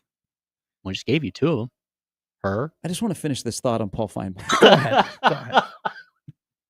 Okay. Hey, I love that you talk college football. I watch your show. My head explodes. I actually asked one of the guys from the SEC network that was here for the College World Series that I know that's like the main. Oh, if it's real. Sure. Yeah. I said, hey, there's like 2 weeks every summer that Feinbaum is not there. What do you think about old Sharpie, Big Ten guy? Oh my God, coming down to the South. I will pay for my ticket to Charlotte to come to Feinbaum's so studio. many buttons. Is this your very fine and impressive SEC friend that I told him that Coastal Carolina would win in 2 games and the opposite happened? Is that friend? Because he's a great guy, but he's got to think I'm the biggest bozo on the planet Earth. Yeah, it is him. Yeah. That did he say anything to you afterwards after I looked him dead in the eye and flat brim go, yeah, Coastal Carolina's going to win in 2 games? He goes, oh, bold. And it didn't happen. I'm not very smart, but I think I know a little bit about ball. When Feinbaum says that Arch Manning is coming in as the best quarterback in college football since Tebow arrived in 2006, it's propaganda. I want to. There's just 5 names I just want to throw out there, and then we got to go to a break, and people can chew on it and they can discuss. Joe Burrow, yes. Deshaun Watson, Trevor Lawrence, Lamar Jackson, Cam Newton. And Cam Newton. Those would be 5 that I would maybe throw out there ahead of Tebow, but I could be wrong. I don't think you could be wrong. But apparently, to Dan Graziano, Bart Starr is a better football player than Cam Newton. Could Cam have played in the Ice Bowl? Yes, he could have. Cam Newton would have had 400 rushing yards a game playing against the people Bart Starr was playing against. Cam Newton, I'm just talking about the college guy at Auburn. Yeah. Cam Newton single-handedly had one of the greatest seasons in the history of college football. The lone year he played at Auburn, they won the national championship. He had Joe Namath and Bart Starr ranked over Cam Newton as best football players come out of Alabama. But guys, are we talking biggest resume? Or are we talking best players? We have to specify. Okay, you said Alabama. Now, oh my God! There's no way. There's zero way. Bart Starr had. He would have. Cam Newton would have 1,000 yards a game. Okay, we're not. He would have. Yes, he would. We're not comparing. Yes, he errors. would. That's what we're doing. Bart Starr would have been built like Cam Newton today. Bart Starr and Namath would have jumped on the fumble in the Super Bowl. Okay, I cannot believe they wouldn't have fumbled in the Super Bowl, Gary. But Cam Newton at Auburn, banger, and 16-20 the zone.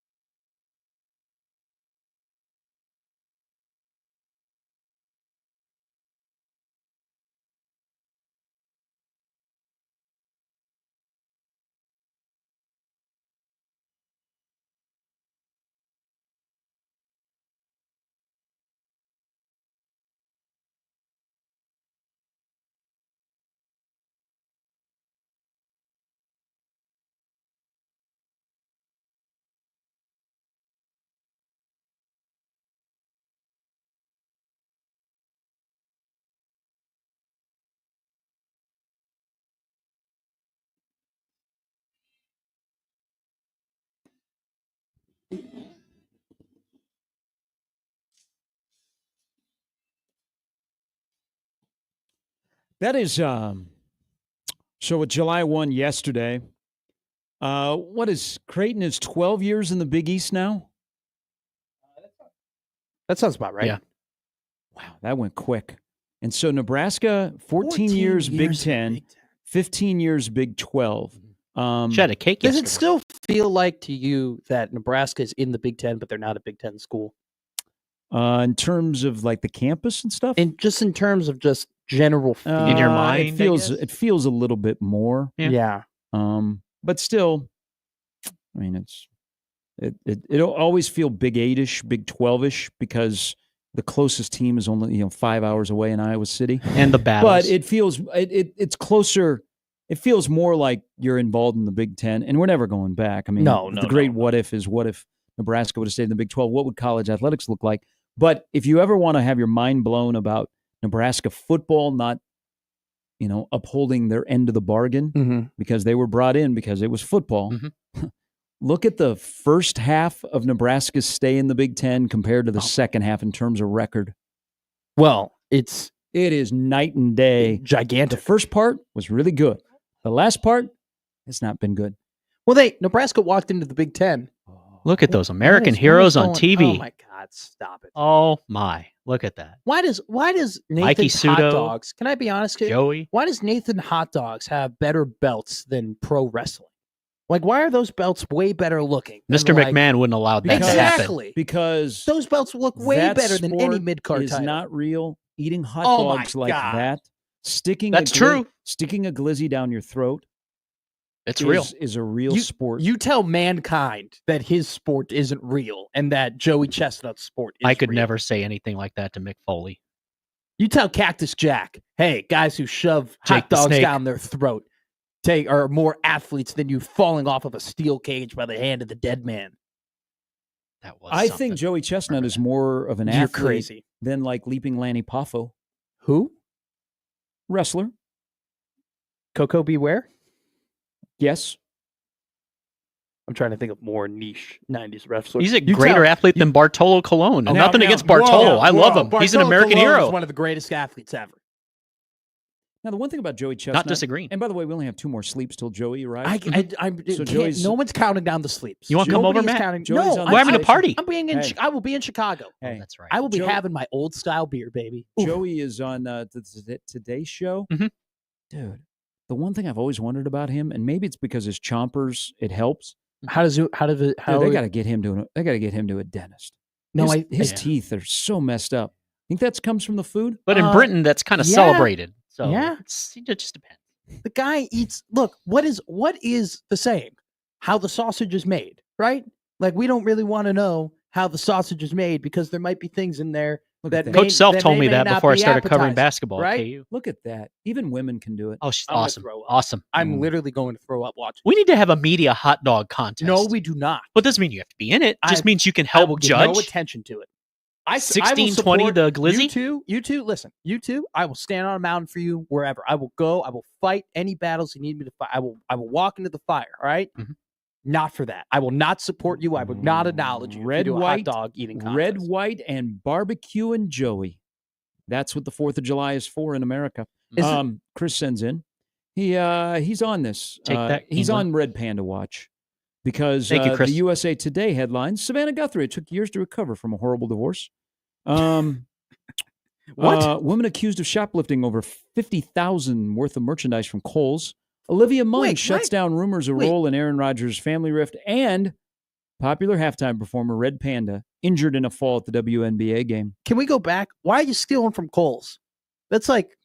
Kohl's is already there for you, to steal. What if you forgot your Kohl's cash at home? I mean, it's already like pretty cheap Kohl's stuff, Like they do everything they can to give you pretty like good deals and nice clothing. And you know how much it costs if you steal it, though? You don't need to steal from Kohl's. They're already helping you out. Not that I'm advocating for that kind of chicanery. I'm not gonna judge. Some people are. As a man of faith, I do not do that. But I like my Kohl's. I love shopping at Kohl's. Kohl's is one of my favorite places to shop. Shout out Kohl's. It's incredible. Why would you steal from that American entity that is so great? That and Nordstrom Rack. Those are my 2 spots. I don't think I've been to one of those. Oh my God, Jimmy. I know. I don't. You gotta go. go. I don't get out much. It's so good. I mean, it's high quality clothing, but it's at a discounted price. Like Costco ripping off the Lululemon. Dude, That's slick. It's awesome. They got like some of my best finds. Costco clothing is a banger. I got it. So what's the deal Speaking with of hot Costco? dogs. Like, I gotta like. What's the deal with Costco? What's the deal? Like, is it? I don't know how it works. Do you buy a card? Is it a monthly membership? It's a good question. He's young. We got to get him I one. don't know how it works. Never been involved in Costco? I've never been involved. I've never had a chicken bake. So I've never had a double chunk chocolate cookie. It is a membership. Okay. Okay, warehouse. Like a fraternity, Yeah. but, with food. Well, there's and other clothes, stuff. and there's beer, and there's TVs, and there's computers. See, I don't buy it. And there's flowers, and there's drugs. Whoa. Everything you need to have a party. You kind of skirted over that. Drugs. They have drugs. You can buy drugs there. Like Tylenol? Yeah. Oh, okay. You've never been to a Costco? I've been in a Costco once. And we walked in, and then they stopped us, and they're like, "The receipt. Let me see the receipt." And Welcoming Fridays this fall. And they, you show them that you checked out, and then you walk out. But you went through the entire store. No, I popped in and popped out. Mom got chocolate milk and jeans, and then we were gone. Great combo. Okay. Well, That's kind of it. It's not like Hy-Vee. You can't. But not all Hy-Vees you can go and get chocolate milk and jeans. But I know. Remember when Hy-Vee was going to get in the clothing? Yeah. The one on Cass used to have clothes. The one in Gretna has clothes. Yeah, well, that's mega Hy-Vee. Hy-Vee sent me a Hy-Vee card. It was great. I have a Hy-Vee card. You become now. a fuel saver. I am a fuel saver. There you go. I'm up to 3 cents right now on the next time I fill up my tank. So it's a membership you buy. So is it a one-time thing, or is this a monthly membership? You can buy a yearly membership. So I think it's still $50. Yeah. Oh, it's like subscribing to The Athletic. A little cheaper though. It's actually more expensive than subscribing to The Athletic. It went up. It's easier to get into Costco by showing your card. Well, now they have a scanner at the. And by the way, one of the best things about Costco in this town is they built the one out west. My Costco at 132nd and Dodge, empty. Yeah, no one's ever there. Love it. One of the greatest. But it's easier to get into a Costco nowadays than to get into my Athletic subscription all the time. Yeah, I know what you mean. Okay, I don't want to opt into getting the New York Times. Okay, quit asking me. I just want to read Mitch's stories, and I want to read Andrew Marchand. Okay. Slightly annoyed Gary is the best Gary. Oh. I don't need to know about news and politics and the best things that go on in America. Screw you. I need Mitch Sherman. How much is Dylan And hell Wade? yes, he does a great job. Is Dane Key going to be the leader of this team? Should we freak out about Henry Latovsky going to Big Ten Media Days? That's what I need. Screw your politics. Screw your foreign policy. I don't think I'll be getting a Costco membership anytime soon. Okay, that's too bad. I would. Costco, yeah, we could have gone. Costco greater than Sam's. That's my personal opinion. See, I've never been to a Sam's Club. Okay, never been to a Sam's Club. I have all these fancy ass like grocery stores, like the Michaels and the Trader Joe's, and the Sam's Clubs and the Whole Foods and the Fresh. I don't go. No, thank you. I'm cool. I just get the same. What? Michaels? I heard that too. Isn't Michaels a popular? Michaels is arts and crafts. Oh, that's arts and crafts. That's where if you're a cat and you want to buy some yarn. I don't know. I'm just saying in general, just all these fancy ass stores. Get me to the Greek. Fancy stores like Cirilla. Exactly. I get the same 13 items every time I go to the store. Okay. I don't need a whole food, organic, raised pasture farm from California that used minimal water. All right. Just get me the same. I get the same Velveeta cheese slices today as I did when I was a little boy. Okay. Not the smart chickens that Mitch Holtis is always talking about. I don't need smart chickens because as long as it has more protein than calories, we're cooking with peanut oil. But you can make chickens cooking them in peanut oil. Yeah. No, it kind of takes away the nutritional value at times. What have you eaten that has more protein than calories? No, well, is that even possible? No. So what I do is for every 10 calories, you want 1 gram of protein. So that's what I was speaking to. So if it's 170 calories, you want 17 grams of protein. Damn. So that's kind of how I get my protein intake. And then I make sure that I get my carbs through Costco has all these fruits things. And vegetables. But I don't shy away from eating bread. Dairy, I've definitely taken a step back in eating though. Yeah, I got you. Just as long as you're moving more than you're eating, gonna be okay.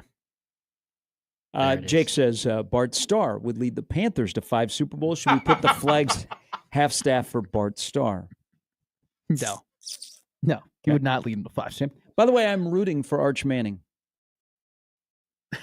Well, everybody is like building this kid up, and I mean, I believe that when the college football season is over, the way that Arch Manning is being hyped, he will be able to bring Russia and the Ukraine together. I think that's where we're headed. But you're not wrong. I'm almost he every interview, he seems like a great kid. Yeah, okay? No, I'm very impressed by him. And I like the Mannings. I think they're a great family. And it's not his actions are not feeding into this. No.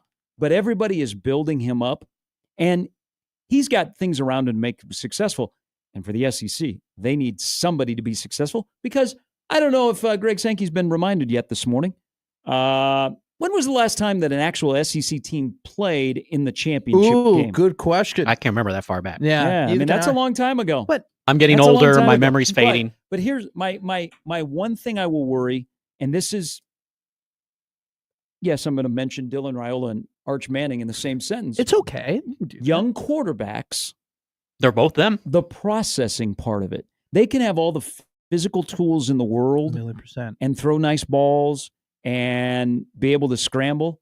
But the processing thing is what will get you as a young quarterback when people start hitting you and you play a lot more snaps. So that's the one thing that I still worry about, because I think he's got all the other attributes. But I am here. I'm rooting for Arch Manning. But y'all out there that are talking heads for football are not doing the kid any good by just building him up like he is this unbelievable, incredible player. And he may be, and if that's the case, wow. Whoever is going to get him in the NFL, you're going to love the name on the back of his jersey, because they got some good DNA. But we need football, because we've reached the overhype of Arch Manning, and it's not his doing. Well, sucks for the kid. There are there are some like the kid. There are positions in sports though that get a lot of run, like being the shortstop for the Yankees is a big deal, right? Being has Volpe. Well, exactly, hasn't really lived up to that. Being the captain of the Toronto Maple Leafs is like a big deal, right? Like, especially when you're an American. Yes. Like, you are put on like a pretty like big pedestal when you're in certain situations. I don't think being the quarterback for Texas is like being the shortstop for the Yankees, but I think it's I don't know. Peter Gardner is pretty damn good. I was going to say, though, it's pretty damn, like, it's a big position. To be the quarterback of the Texas Longhorns is a big deal. To be wearing those colors, have that helmet on, to be, especially when they're good, it's a massive deal. Sam Ehlinger and Quinn Ewers, like, they haven't really lived up to those guys who are like, oh my God, they're absolutely insane. They're Heisman Trophy. These are studs. Or Vince Young. Arch Manning is like the dude. He's the guy. He's the opportunity to be that in that burnt orange, that quarterback for the Longhorns, which is why we're so excited about him. Yeah. Worst quarterback at Texas in my Big 12 lifetime. He actually beat Nebraska. That's why it sucks. Chris Sims? Garrett Gilbert. Oh. Nebraska got beat at home. Okay. I'm just gonna let this out. Please do. GD read out the world game. Nebraska got beat by a Texas quarterback in Memorial Stadium that was 4 of 16 and threw for 62 yards. Jeez. Ugh. I hate to bring up that memory, but you took us there. Ugh. I did not take us there. You took us there. I did not take us there. God. I was just saying Arch is in a very peculiar position and one of the most important positions in sports. Okay. Your pain was caused by your memory there. How come people don't want to embrace pain? We embrace pain all the time. I know. That's what we talk about. I don't know if you listened to yesterday's show. There is why is there not a clamoring to play Texas from Nebraska's standpoint? Okay. I said that one of my 3 opponents, if I was making Nebraska's schedule as an independent, would be Texas. And not a lot of people were hopped on that. I don't know what the answer is. This is a great question. I don't know what Nebraska owes Texas something, right? Well, a couple of things. I mean, a lot of people in Nebraska willingly, out of nowhere, take shots at Texas. I mean, I have friends. There is a group chat that I know about amongst my friends called Horns Down. Okay. Yeah. It's literally the group chat name is just about making fun of Texas. There are people who have radio shows who will just impromptu go like this. Oh, yeah. They'll just go horns down. And yet, when we bring up the idea of like, hey, let's play them, people are like, well, they're not that big of a rival. That's why they warned me to move up here. So, they're not going to like you. You're from Texas. I want to play Texas. I want them. I want to beat them. I want to rub it in. I don't just want to stand on the sidelines and watch him lose and go, "Oh, horns down, you suck." I want to be the team. I want to be running on the field, and I want to go to Arch Manning and go like this, right there. Just don't get too close. No, I won't get too close. Yeah, I won't be disrespectful. Because we've seen what happens in Columbia and places like that. I don't know why there isn't a clamor. There should be a clamor. So who do they want to play then? Would be my question. If they don't want Texas, Oklahoma again, we just saw Oklahoma is the most popular. If you could add a team from the past to your schedule on a regular basis, Oklahoma was Colorado, like it being as big of a deal last year. We can all agree that had a lot to do with Dion, right? I mean, yeah, and then sprinkle a little bit past how you've been treated by Colorado. Yeah. Oh my God, for sure. Yeah. Oh, that's a rivalry. Yeah. But I think yesterday or last year that was a Dion. Dion was the kerosene. Oh my God. All right, quick break. We'll come back. John Walker, Brandon Vogel will join us here in a little bit. Michigan broke the rule of the embargo of the Players Era tournament yesterday. It was supposed to be announced at a specific time. Oh, Michigan really? released it early. Yeah, they took it down pretty quickly. I was curious as to why on Twitter it was like officially official. I was like, I thought it already was official. No. But Creighton has their two opponents, two very familiar opponents in the Players Era tournament coming up in Vegas, that among other things. And maybe we'll figure out what's going on with Fedor. Is he going to play or is he not going to play? Nah, we'll find out. I hope he plays. It'd be great for the team. You act like you might know something here. I don't. Oh. I do not. Right. I do not. All right. Brandon Vogel is well when we will pose the question to him about QB1, among others. That's to come in the last hour. We're back more after this on 1620 The Zone.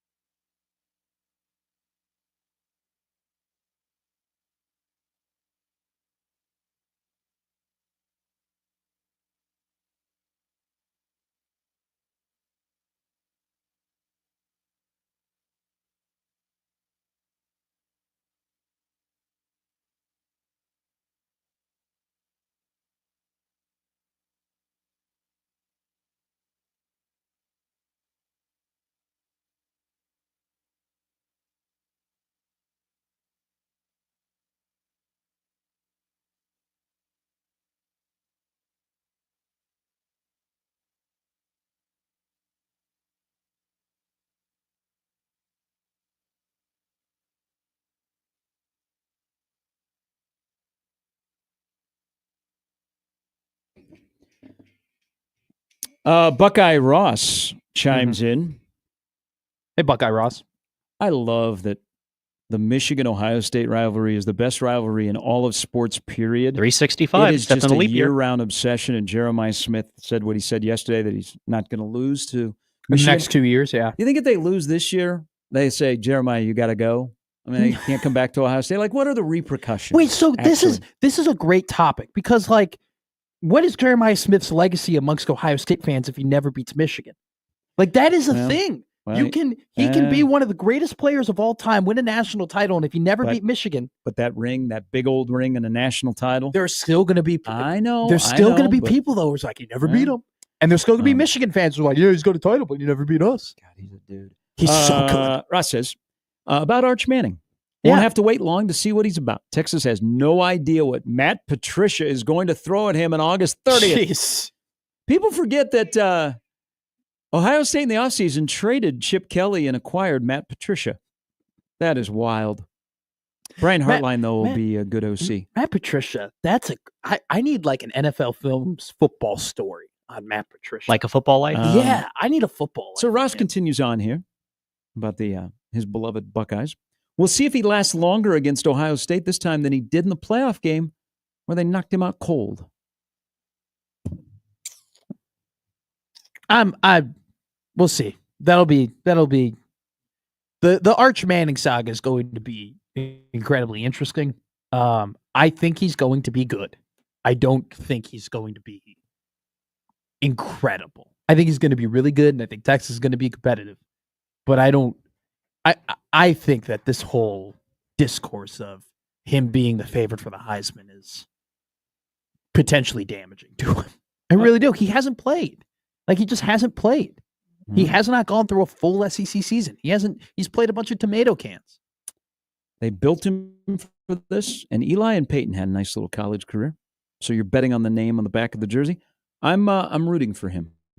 My correspondent in the Twin Cities, that was at Cub Foods on University Avenue, said, I got to go grocery shopping. By the way, that's a smart time in the morning to go grocery shopping. Oh my like God. at 8 o'clock. Definitely. In the Twin Cities. No one there. Yeah. On a Wednesday. He said, I asked around while I was in the checkout line. He goes, of course, as you know, Gary, I do not do the self-checkout. Whoa. He's anti-self-checkout? He very much prefers a human. He's in a business. He is a communication business. Okay. So he likes to talk to people. I like that. That's fair. I respect that. Yeah. He said there is a lot of discussion about red. Because that is really Panda came to the Target Center last night and left with injury. This is a great question. Have you done investigations on the floor? The Target Center? No, seriously. Yeah, a lot of losing. No, I'm serious. With the flannels loose, I'm just saying. She has never. I don't remember another time that she's fallen off. Have we heard from Anthony Edwards? Like, you know, when Steph Curry, like, he was dribbling and the ball, like, he lost the handle on the dribble. He found a dead spot in the court because he's so good at handling the ball. Was there a dead spot? Have we done investigation with that? Seriously. Well, there is a reason why Lori and Rodriguez want to move out of the Target Center. Mm-hmm. No, I get it. And last night just adds to it. I mean, I don't think anybody will stand in the way. Like Adam Silver now will not stand in the way. No. Because they'll say, it's a tragedy. This is a building now that's got a stain on it. I think the Timberwolves should relocate. Do you think Seattle needs a team? Do you think they'll put a patch on the court? I think the Timberwolves need to go to play in St. Paul next year, because how can you be good in that arena if that got Red Panda? As a matter of fact, if I was the Lynx, I'd go play the rest of the season at Williams Arena. If she never performs again, they should put just a little red panda symbol on the court to signify. It's not like her last. It's sad. No, she's coming back. It'd be sad. The comeback is starting. You seen the Marcus Dupree 30 for 30? Have you ever been on a? No, I haven't. Have you ever been on a unicycle before? He never came back. You ever? Yeah, he came back for like a year with the Saints. A cup of coffee. Yeah. Point is, he got a carry. Didn't Magic Johnson come back for like a couple times, a couple of games? Last time in '96, Karl Malone kind of screwed him over. All-Star game. I just want to let you know, if you ever been on a unicycle, your risk is very important for balance. This could be a career-ending injury. I can't even keep my balance walking. So, yes, I mean, I've never been on a unicycle. I just know the physics of the unicycle. You need your wrist for balance for sure. I think we all stand with Caitlin Clark today. Mm-hmm. Oh, yeah, she went on the IG Live. That was very classy. Red Panda, we love you. Mark Cuban, let's hope she's okay. She is a legend that every NBA fan is excited to show up at halftime. Mark and Cuban? When we induct her into the Basketball Hall of Fame. That's not a real tweet. Spoken from the man's That is not mouth. a real tweet. Oh, it wasn't a tweet. It was just it was an interview. Yeah. He went on radio on the ticket in Dallas to share his thoughts. Red Panda got hurt. We got to call Cuban. Do you is America's Got Talent on tonight? Because if they are live, I imagine they will do a tribute. Yeah. I'll check. Didn't What's die. today? Wednesday? She's not dead. She No, broke she's her coming wrist. back. No, but people don't have to die to get a tribute. Some people retire. Yeah. Randall Cunningham tore his ACL week 1 of the 91 season, came back better than ever the year after. I'm trying to find this Mark Cuban tweet. It's not a tweet. It's an interview. On the ticket. I'm trying to find it. My computer is crapping itself right now. John Walker from the Omaha World Herald. John, of course, on his bio has seen Red Panda 9 times. I stand corrected. Whoa, 9 times. He saw her at the State Fair in Oklahoma one year. Oh my God, she does state fairs. She does it all. God, Oh yeah. I can't Like get the over Minnesota the fact State that Fair? You revealed to me that she might be a millionaire doing that. Emailer says, I was thinking about getting her for my wedding. Do you think that's out of the question now? How much do you think she charged for a wedding? More than Ray Clay because I looked into it. Did you actually? Oh yes. That's awesome. I know. It That's didn't go so very sick. far. And he ended up with Gene Honda. All right. Last hour is coming after this.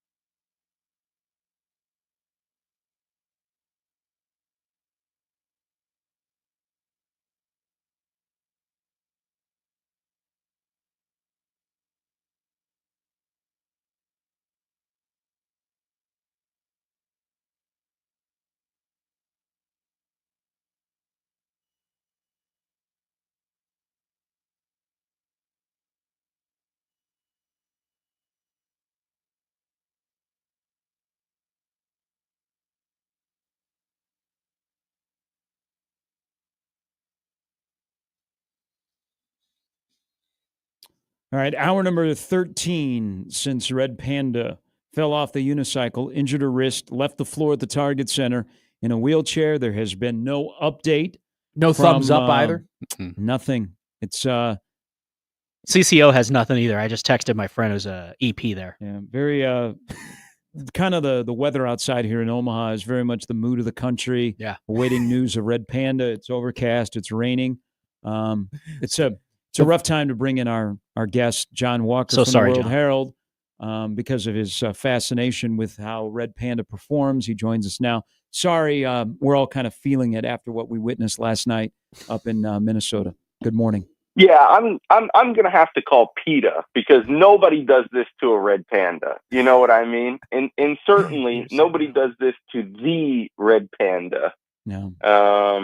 So somebody's gonna have to do something, man. Yeah, it's when you think about your basketball life and covering games, like how many times have you seen her and who's even in her who would be on her Mount Rushmore with her in terms of halftime acts that you've seen, whether covering high school, Division II, or now big boy college basketball?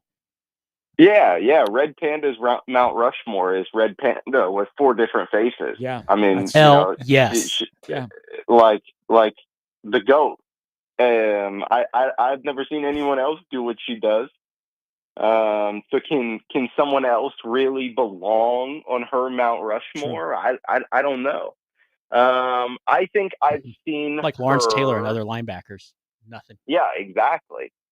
I think I've seen her 3 times now. One for an Oklahoma State basketball game in Norman. Big. That's raucous. Bedlam. Another this past season in Omaha for the Creighton-UConn game, and then at the Big East tournament this year. So I guess 4, because I saw her at the Big East tournament last year too. So yeah, 4 times I've seen Red Panda, and I actually think the Big East tournament this year, the most recent time, was probably like the best she's been. Maybe that's her element, the Garden. Yeah. Oh, that's a lot of people perform. It's like better. Jack's 86 Masters. It's like Reggie Miller. Yeah, exactly. Guys, she broke her Exactly. wrist. She broke her wrist. Okay, she didn't die. She didn't retire. It's not over. She broke her wrist. All right. Jeez, you think we're not? This is an in memoriam. What are we doing? All right. She fell off her unicycle, and she's gonna be okay. We did the same Never thing. seen it, man. Yeah. Never seen it, man. It's nearly the same thing. It hits This the is same. crazy. Yeah, we did the same thing when Mahomes got hurt in Denver. Oh yeah. Yeah, we did the same thing. All right, on a different note, because my God. I want to bring the discussion up. This is yesterday's announcement of the Players Era, the 2 games. I don't like Creighton and Iowa State playing again so soon after an exhibition game. But all of a sudden, it's the Big East Big 12 challenge for Creighton out in the Players Era. Thoughts on Baylor, Iowa State, and just the bloated field, a good field, but much bigger than last year. Yeah, it certainly is, and that's going to create some logistical intricacies, we'll say, of its own. So it'll be interesting to see how they manage that over the next 2 years, because I think they're trying to push it to 32 teams next season and have it be this event that spans the entire first month of the regular season and then culminates in Las Vegas with like the championship rounds, if you will, is what it sounds like. But we'll worry about that next summer. As far as this year goes, yeah, it's we lost the Big East Big 12 battle this year, contractually, and we got it with the Players Era Festival because Creighton, as you mentioned, is going to play Iowa State and Baylor, and St. John's is also going to play Iowa State and Baylor. Wow. So we really just did get an impromptu version of the Big East Big 12 battle. I kind of like it. Yeah, it's interesting. I believe I asked around about this yesterday, and I got a couple of different answers, but consistently, I heard that Creighton and Iowa State had the exhibition set before the matchups, before the initial matchups were set for the Players Era Festival. And so that obviously creates a really tricky circumstance for Greg McDermott and TJ Otzelberg, because they scrimmage 5 weeks earlier on October 17th in Omaha, the beginning of a home-and-home exhibition series. Do you, not that you tip your full hand on October 17th, but do you really give that scrimmage your absolute best, knowing that whatever you put on film that night will come into play 5 weeks later? Yeah. I don't think so. I wouldn't think so anyways. So we'll see. I don't think, somebody asked me if they're going to cancel the Iowa State scrimmage. No, I don't see that happening. But I don't know if it'll have the same razzmatazz as it once did, as we once thought it could. Because after years of secret scrimmages between the two, we finally got one in the public eye. Yeah. And I believe it's Iowa State's first public exhibition since like 2019.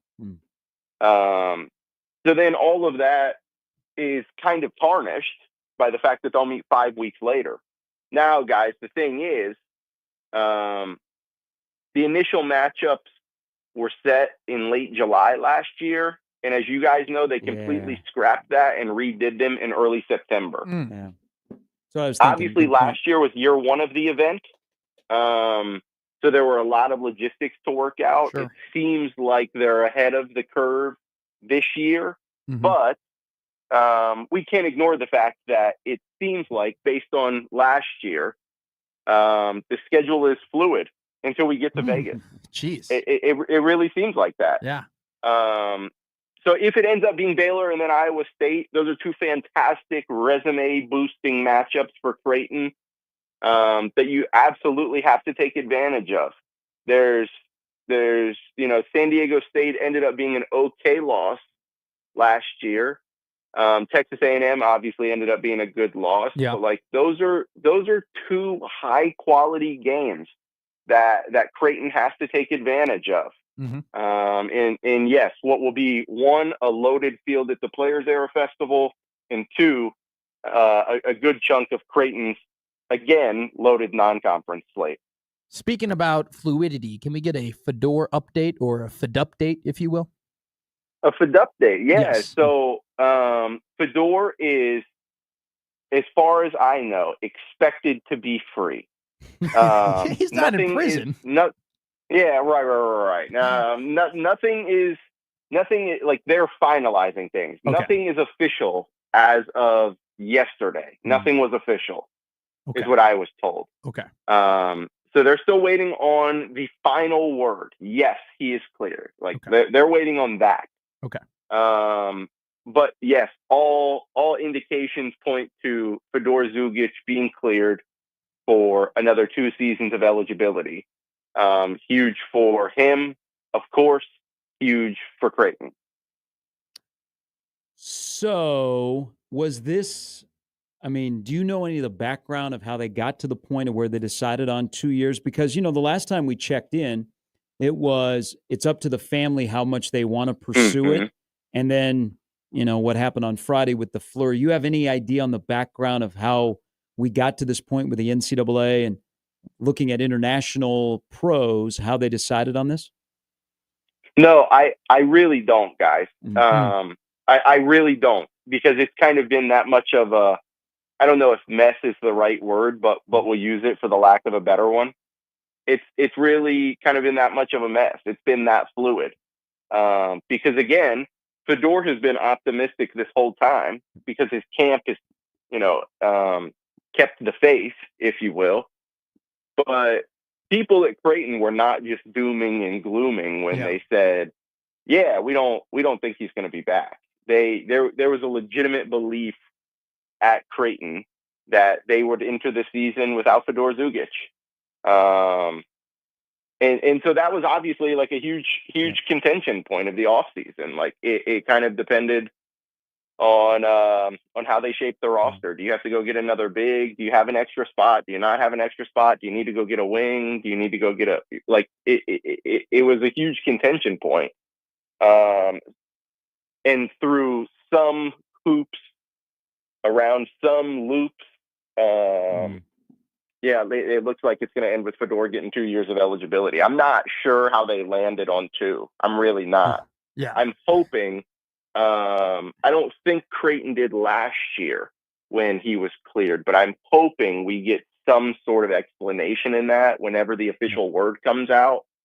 Because yeah, it's obviously been a mess for a guy to only get cleared for a half a season of eligibility, and then he's suddenly not eligible, and now he gets 2 more years, and it's just as confused as everyone else has been about this whole thing.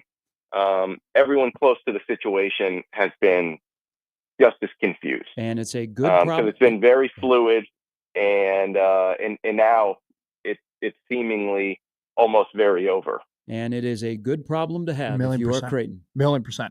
Hey, so I'll ask you a general basketball question here, and I'll let you can funnel it into whatever the hell that you want to funnel it into, whether it be Creighton or ball in general. But so Miles Turner is a Milwaukee Buck now, and when the Bucks won their title, I thought that Brook Lopez, outside of Giannis, was the most valuable player on that team because of his defense and spacing, and Turner fills that role perfectly. Now we've seen over the last 25 years, the evolution of big men, right? Where post play has kind of decreased. And then we got into this real big, hey, your big man needs to stretch. He needs to space. We need 4s and 5s that can shoot 3s. But it seems like over the last 2 years, we've kind of gone back to the roots of we need rim runners. We need bangers in the paint. You need tough physical big men. And I feel that we are kind of in a weird spot in terms of how we view and how we evaluate big men in terms of should they stretch or should they be closer to the rim? Your opinion, where are we at in the evolution of big men, and where do you think we're trending to? And what do you think is the most effective way to, I don't want to say coach a big man, but have them develop? Yeah, I think the bigs are back. I think we're kind of turning the corner, returning the corner from 15, 20 years ago, where like bigs are back, running backs are back. We're just kind of in that era. Everything repeats itself at one point or another, and it seems like we're kind of in that era of the bigs, because a lot of teams now, guys, some of the most successful teams in the NBA this season ran a double big lineup. Yeah, not just one. They ran a double big. They fully committed to it. Cleveland, and this is probably how I would do it. I'm a huge fan of how both Cleveland and Oklahoma City built it, where, yes, you have the double big lineup and your 2 bigs are entirely different. Like, Chet Holmgren is a drastically different player than Isaiah Hartenstein. Yeah. And Evan Mobley is a drastically different player than Jared Allen is. But the common thread there is they can run a double big, one, because the 4 in any case, whether that's Chet, whether that's Mobley, is very mobile. Yeah. They have a little bit of that spacing ability, but they can also hang back. But more importantly, if you're going to run a double big, you have to have a playmaker. And I'm not just talking about like a guy who will get a bucket here and there. No. I mean a dog. You have to have one.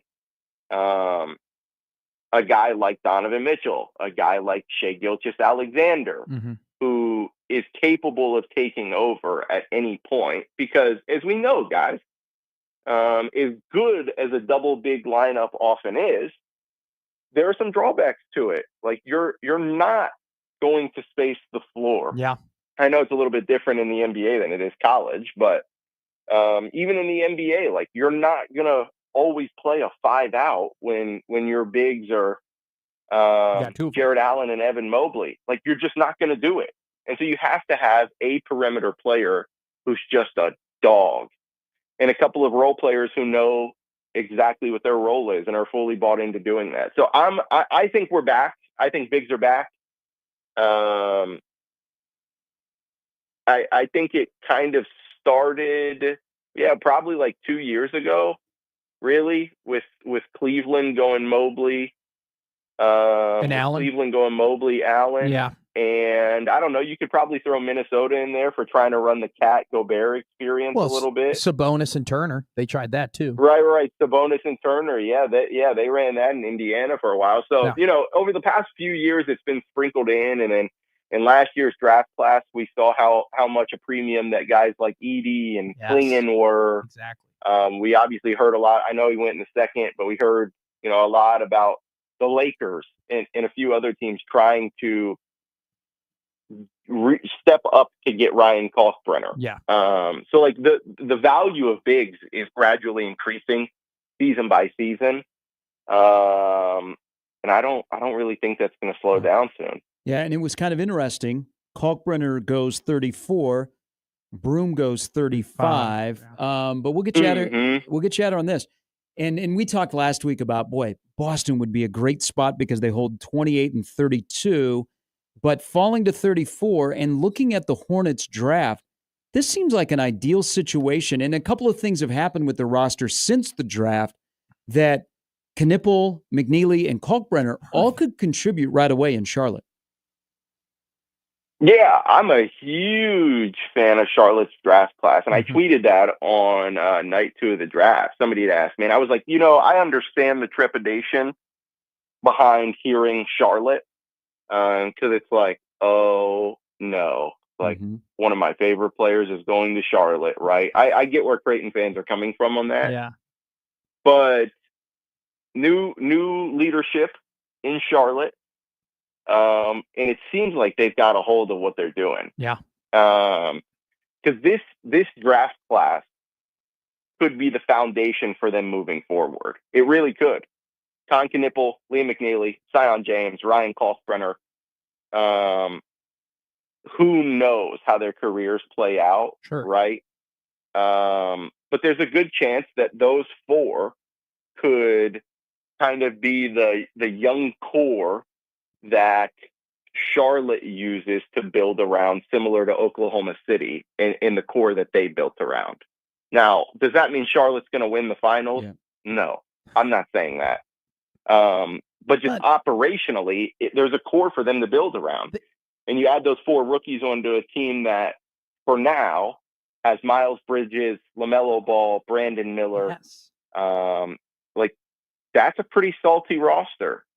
Again, those 4 rookies are going to need to develop. Sure, I get it. But that's a pretty salty roster to add those 4 to supplement Bridges, Ball, and Brandon Miller.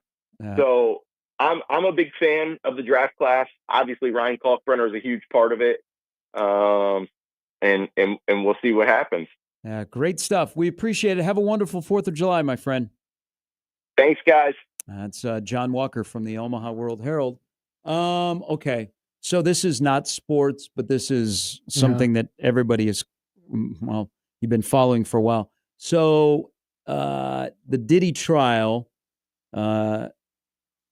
Sean Combs is guilty of prostitution, acquitted of more serious charges. They've just come down with a verdict in New York City. So Red Panda will be kicked off your timeline for stuff about Diddy. So the Diddy trial is over. Wow. He ruins everything. All right. Well, yeah. And that bus is now in the way of the CNN live shot. Okay.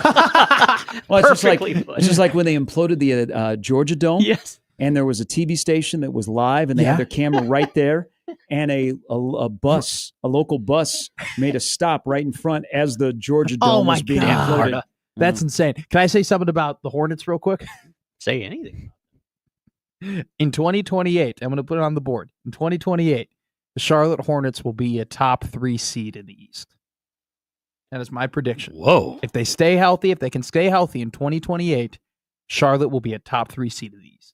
What year is this? So this isn't this year, and it's not next year, but it's the year after. So you got Hornets Spurs in the finals in 28. Kalkbrenner, McNeely, They will all be in their third season. So basically, by the time we get the college basketball game from EA Sports, yes, okay. Charlotte will be a top 3 seed in the East. Mark, I love the young core they have. B. Miller, LaMelo Ball, All right, I'll give with you these 4 guys. I'll give you a little thing here. Okay. What's more likely to happen? What you just said, or when the EA Sports college game comes out, that one of the 3 Division I men's basketball coaches in the state will still be at their job? Ooh. 1, no. 2, I don't Eh, think probably I don't not. I don't think any of them will. yeah. I don't think I'm not saying for what reasons. Oh, no firing, nothing like yeah, that. Just- well, no, I nothing. don't Well, know. Mac's going to retire. Yeah. Crutch Hopefully still is in Omaha, but very well could be Crutch on turned the down way. a really good job in the offseason, like a really good job. Wow. And he may stick around a little bit longer, but he's getting a lot of feelers. Oh, yeah. He should. And He then- absolutely deserved. And then Fred's not going anywhere on his own accord. Like, I don't think Fred's pursuing another job. Yeah. So there you go. But first off, real quick, that EA Sports game is not coming out in 2028. Okay, that thing will be out in 2030. Did you see they're going to try and put 720 teams into this game? I know. And Into the tournament. It will help. It will help young kids get excited about college basketball and learn the players. Well, not if EA is making it. EA sucks at making. Well, they said they're going to make it more playable. Yeah. That was my biggest thing. Well, the NBA Live. It was terrible. clunky in 08. Yeah. Well, maybe we need competition. Remember, we had 2 at the time. 2K should just make it.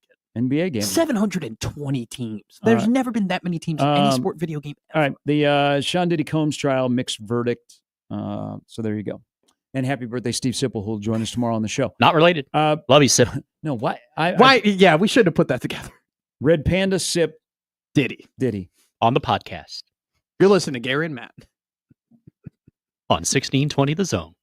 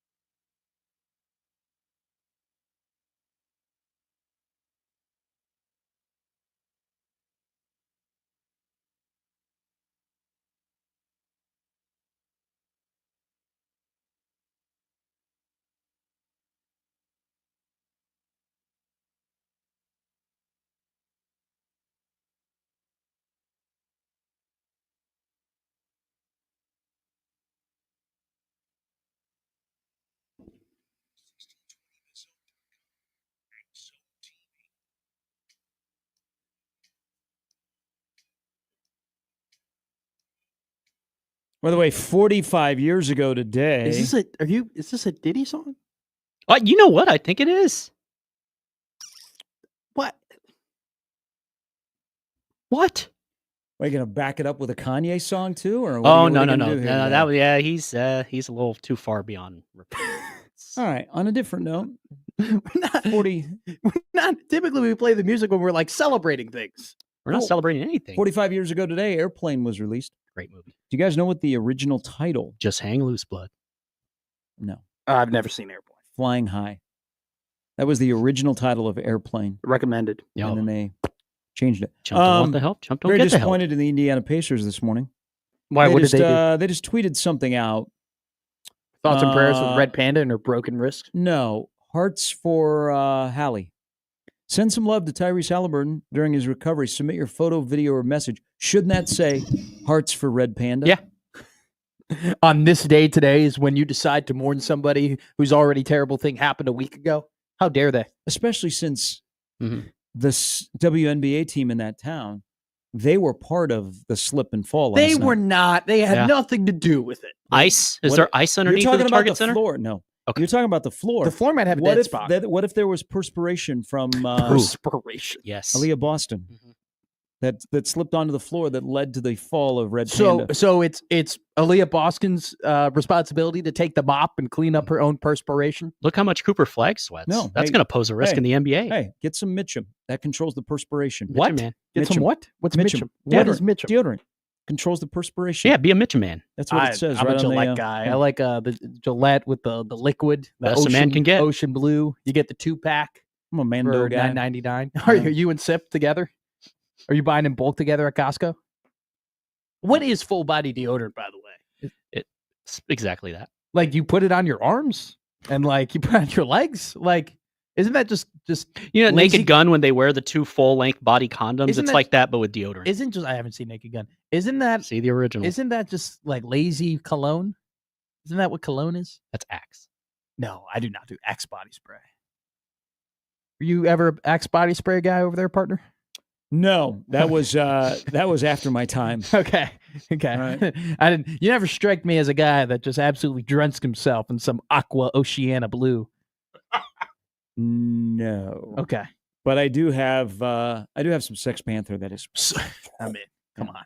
I mean, I love that the Axe commercials were literally get Axe, you'll have more sex. That was literally what those commercials were. That's what got Diddy in trouble. But But he got off on most of the charges. Was it lotion and Axe body spray? That'd be a bad look for Axe. If they found a lot of Axe at Diddy's house, be terrible promotion. That's true. KY's taking a big hit. Is it? Oh, yeah. Definitely. These Looks were bad. serious allegations. So Very. there were people involved. So let's bring it back to Red Panda. She only broke her wrist. She's going to come back. She'll be fine. Come back tour. I mean, people are throwing polls at me. Is she washed?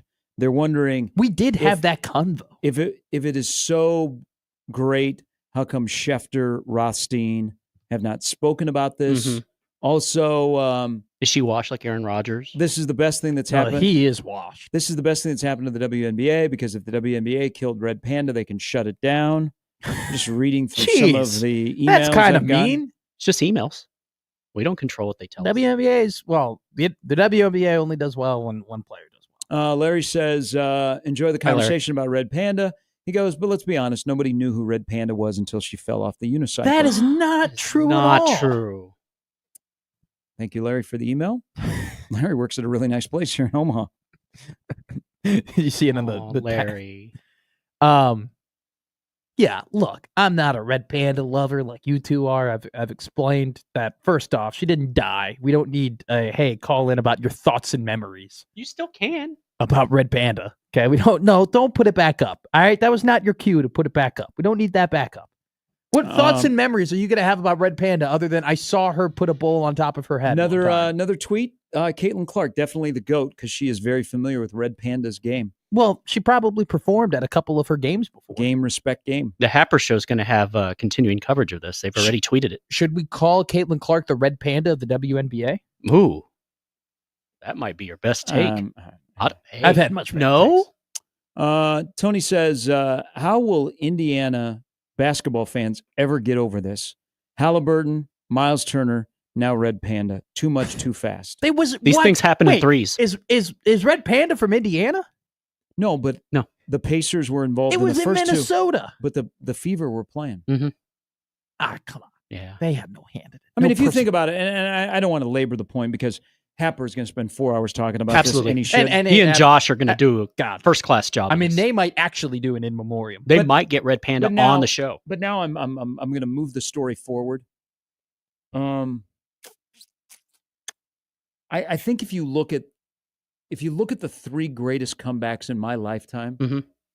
You got to have Houston Buffalo in there. Well, no. No. Oh, you mean comeback? I think.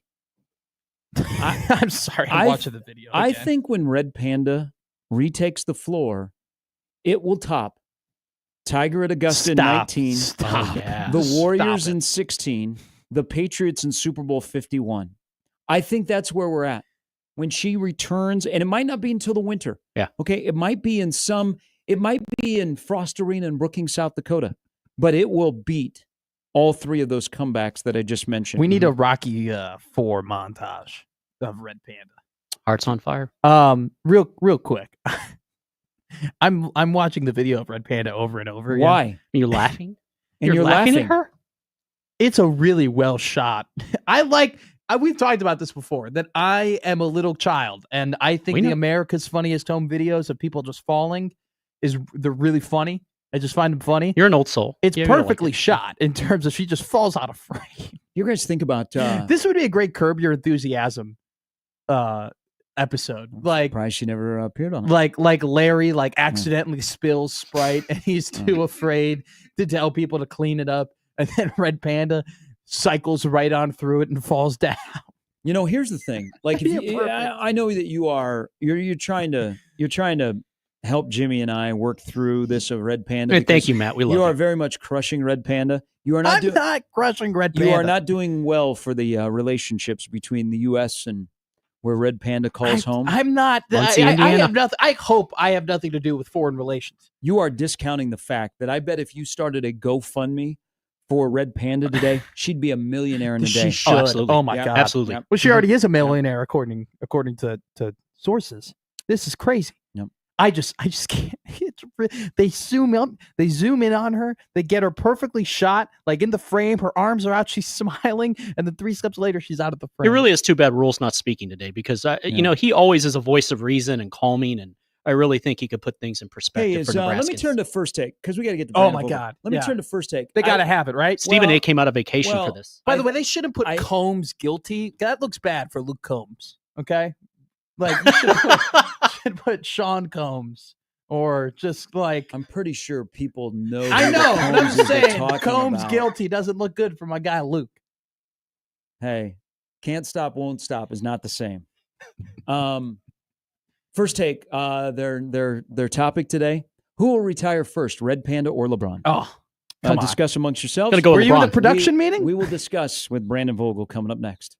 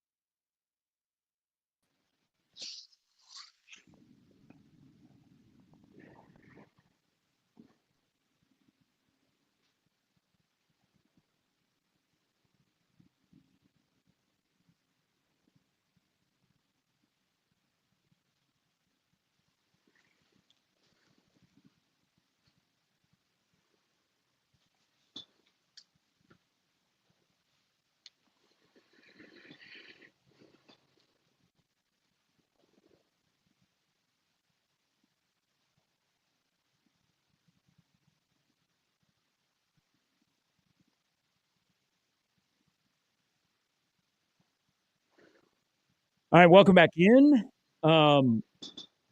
In Omaha, we are in the middle of a frog strangler.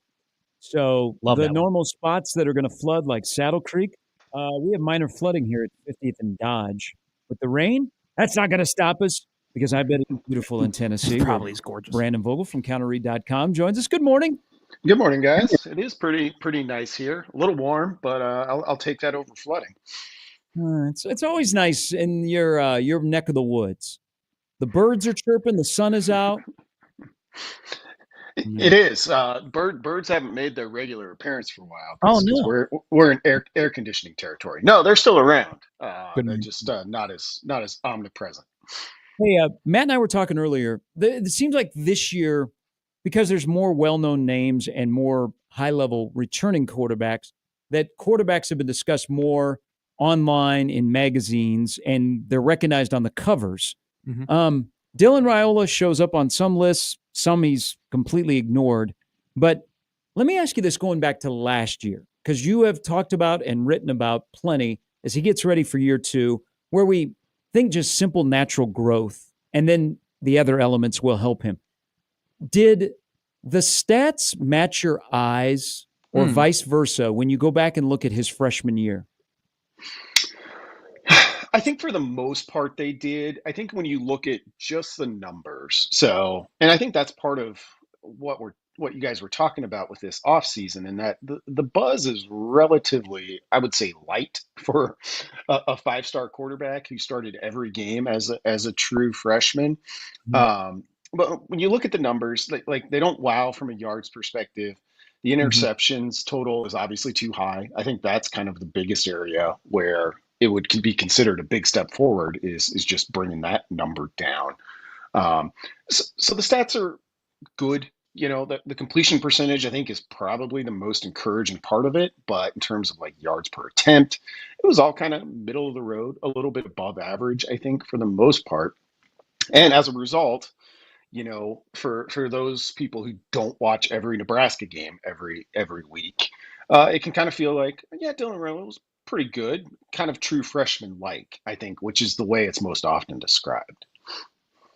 I'll give you. I did some digging last night because I'm all over the defensive line and what they've lost, and just on D line alone. Okay, so this isn't including linebackers or jacks or whatever. This is just players reference because D line on Football Reference from last year to this year, Nebraska is losing 101 tackles and 17 sacks.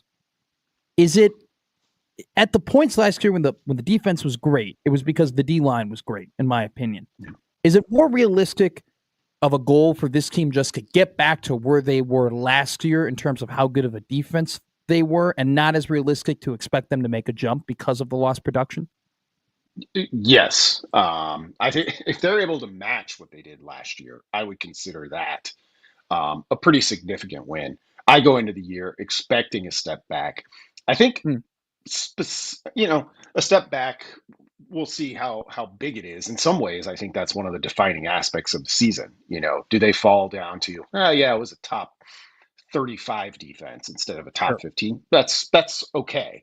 But when you look at specifically the D line piece of it, and I wrote a little bit about that on Monday at Counter Read 2, looking at some of those numbers, like they lost a significant amount. I mean, their three top. Ty Robinson was their top pass rusher statistically, and definitely looked the part, during the season. But between Butler, Emmanuel, and Williams, those were kind of their three pass rush specialists. They're all playing somewhere else this year and could have been playing at Nebraska. So that's a pretty big hit. And I think it's a big question because as I put it on Monday, it's hard to be bad when you're good on the D line. Nebraska was good on the D line a year ago.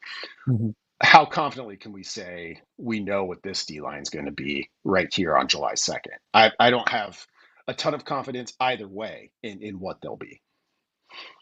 What will Elijah Judy be? Yeah. I think he's been really solid. Probably a little bit, maybe even undervalued given the number of snaps that he's played. But Nebraska had some of those high-profile guys who were, kind of racking up some of the eye-catching stats like tackles for loss and sacks. He's a guy who, if he takes a step forward, if he looks like not just the next guy in line, but a bona fide Big Ten starter on the line, that's a pretty big win for Nebraska. But you kind of look at the presumed favorites across that front in Judy Van Poppel and Cam Linhart, and that's kind of the case for all of them. Like there's a lot of promise there, some good things to highlight, but are any of them, would they be starting at half of the Big Ten right Mm. now? I don't know the answer to that off my head, top of my head, but I think it's a helpful way to look at it. So Matt Rule and his staff have been able to get into places in terms of recruiting that are hotbeds, right? They've been able to get into Florida. They've been able to get into Texas. They've been now, out of nowhere, Chicago has become a spot where they're not just getting prospects, they're getting top guys. What do you think has a bigger impact in their ability to go to those hotbeds that maybe we haven't seen before? Are they just much better recruiters, or is the bigger impact having NIL and being able to coerce players out of those proximity to homes with some cash? Yeah, I think so. Nebraska has always been a program that's recruited nationally because it had to. Yeah, Now, I think for Nebraska and most teams in the country, a lot of the traditional borders that we used to think of are, if not erased, lowered a little bit in terms of a team's ability to kind of scale those things. I mean, you look at teams like Georgia and Alabama of recently, in the recent past, like way more involved in California sure. than they would have been traditionally. Nebraska in particular, I've been looking at these numbers too lately. Like its number of offers in Georgia is up from where it's been. I mean, and that's always been a place Nebraska's tried to recruit, but I think a lot of it is just the NIL piece of it and kind of the world feeling a little bit smaller than it did, even 10 or certainly 20, 30 years ago.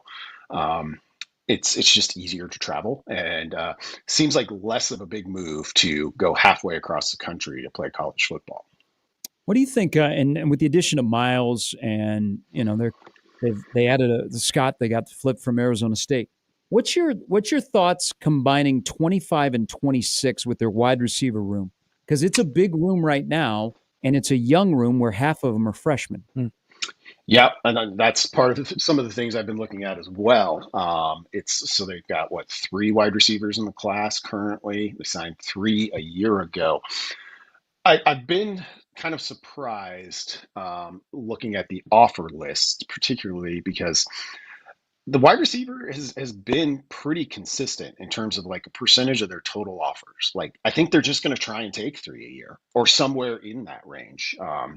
There's always a little bit of variability, which I think tells you something about kind of transience at that position because they're still bringing in transfers too and Yeah. losing some. Um, I think it's just one of those where you take a big cut. Like I don't know their kind of exact recruiting plan and budget, but looking at the numbers, I would say like they're putting a priority on wide receiver. And this one makes a little more sense because you got 5 of them out there every snap, but offensive line as well. Like those Yeah. 2 positions, they make a bunch of offers and they're willing to take a bunch of guys, which I think is interesting, but it also makes some sense in terms of today's college football. If you're ranking position groups by importance, those 2 are pretty high up there, I think. Isaiah Mosey is now, moving over to running back, and I find it very interesting, Brandon, because when we talked about the wide receiver room, we would say, hey, you have these 3 guys in Key, Hunter, and Barney, and we kind of know their production that they can play, and then you have these 2 freshmen in Cortez Mills and Isaiah Mosey, who adds an interesting layer. He's now no longer a wide receiver; he's now a running back. Just what do you make of that kind of impromptu move? Yeah, I think it tells us a couple of things potentially. One, they're probably looking at Mosey as an athlete they need to get on the field right away as a true freshman. Um, it tells me that they probably feel pretty good about their wide receiver depth with some of the guys that you mentioned there. you can easily identify a top three, but I think you can get to 4 or 5 when you start lumping in some of the true freshmen and redshirt freshmen or guys who have been injured a little bit. So this becomes a way to get a playmaker that they presumably like on the field and get him touches in a way that probably, I shouldn't say probably, that may not be available if he was just in that, as we have talked about, pretty big and competitive wide receiver room. So we don't. So I look at him, and the one thing I really liked watching him in the spring, he was very smooth. You can tell that he was coached really well, and he's a natural for wide receiver because he was smooth getting in and out of his breaks. So I'm wondering as we get closer to the season and guys get in camp, and we discuss Mosey as a running back, is he a true running back, or does the duck R position still stay alive in Nebraska football? That would be a welcome return for me. I think it's probably something more similar to that. This kind of ties back into, he doesn't mention it as much anymore, but the positionless football track that rule was on for a while. It's one of those type of guys. And, Nebraska, they put Bonner technically a fullback, but kind of similar to this. And we didn't really see it utilized. We haven't seen that. Like, I think what Mosey could do as a quote unquote running back, haven't seen it utilized a whole lot yet. So that might be a new wrinkle for this offense. And, we know with the number of catches that Emmett Johnson had, it's fair to expect, I think, catches for Nebraska's backfield to go up just generally. Well, here's a guy who came in as a pass catcher. So it gets pretty intriguing on paper. When Matt Rule got hired, a big reason as to why he got hired was he was a player development guy. He was known for bringing in lower rated recruiting classes, whether it be at Temple or Baylor, and then developing them not into just good football players, but NFL draft picks. I know this season we talk about it a ton. It's about wins. You just got to win, get as many wins. But how much about it for you is about the player development? Well, I think the way it ended up lining up is year 3 is a great test case for both of those, because you've got a relatively young group. I mean, in terms of what Nebraska's had to replace from 2024 and 2023 to a degree. There's not a ton of veterans out there. Secondary is an exception, but kind of the rest, you're looking at young guys where you're banking on. I mean, in some ways, I think we all look at Matt Rule's previous trajectories and say year 3 is the year. Like, just look at the numbers, which you kind of can't deny that that's what happened. It's going to be really about player development, given the youth on this team. Players like Vincent Shavers need to be good now for, I think, Nebraska to take another step. And he's just one example. You could kind of go up and down the list of guys who are in that spot. Hey, as always, I appreciate it. And I highly recommend that you touched on a little bit your Monday counter read. The Sue line is a really fascinating discussion about what Sue did and then how many players have tried to match that line over since he played here. But Nebraska's on a nice little run. What is it, 4 years in a row? We've had a close to a Sue line, and the Sue line is the Texas game. Yeah. Oh, yeah. Yeah. It's for someone to just match in the season what Sue did against Texas. And Nebraska gets about one guy there a year, but got 2 in 2023. So the Rule era got off a strong start. That's good. What else do we have coming up on counterread.com is now we are a month out from football, an actual game. Yeah, it filled me with delight yesterday to realize Nebraska plays next month, even though it's a bit far away. Got to dig into a little bit of recruiting. It's obviously been a big weekend for recruiting, and I appreciate the staff holding those commits to an even deader time than the middle of June. It's been nice. So jump in on some of that. Hey, fantastic stuff by you and Aaron. I appreciate it as always. Have a safe and wonderful 4th of July. You too, guys. Enjoy. Thanks. Thank you, Brandon. Brandon Vogel from counterread.com. I saw those tweets yesterday, like, oh my God, we're a month away from football. Thinking, well, it's at the end of the month too in August. But like, that's how much we're clamoring. That's how much they got us. They got us. They have us. No, we hate this time of the year. It's dead. It is dead. And then Red Panda falls from a unicycle. And she comes down, she tries to brace herself. She injures her wrist, and she's in so much pain she can't walk off the floor. She has to have a wheelchair. I mean, people that were at the Target Center last night, they will never get that memory out of their mind, is that they saw one of the greatest halftime performers of all time in any sport in any part of this world, had to be wheeled off the floor. I mean, I mean, if you That's saw, traumatizing. If you saw Paul Pierce, I mean, you're thinking the same thing. Tony He Saunders had to go to the bathroom. Yeah. Okay, he didn't injure anything. Yeah. All right, Matt Boyd, But we had a didn't great know game that then. yesterday. That's all that mattered. Willis I was Reed, watching. TC said this earlier, when's She her Willis broke- Reed moment? She Yeah. broke her wrist. Um, She's gonna be okay. That's the point. I mean, Willis they'll Reed play with came an back. injury. Kobe did. Yeah. All right. Oh, We'll yes. talk to you tomorrow for the final show of the week. The crossover is coming up next.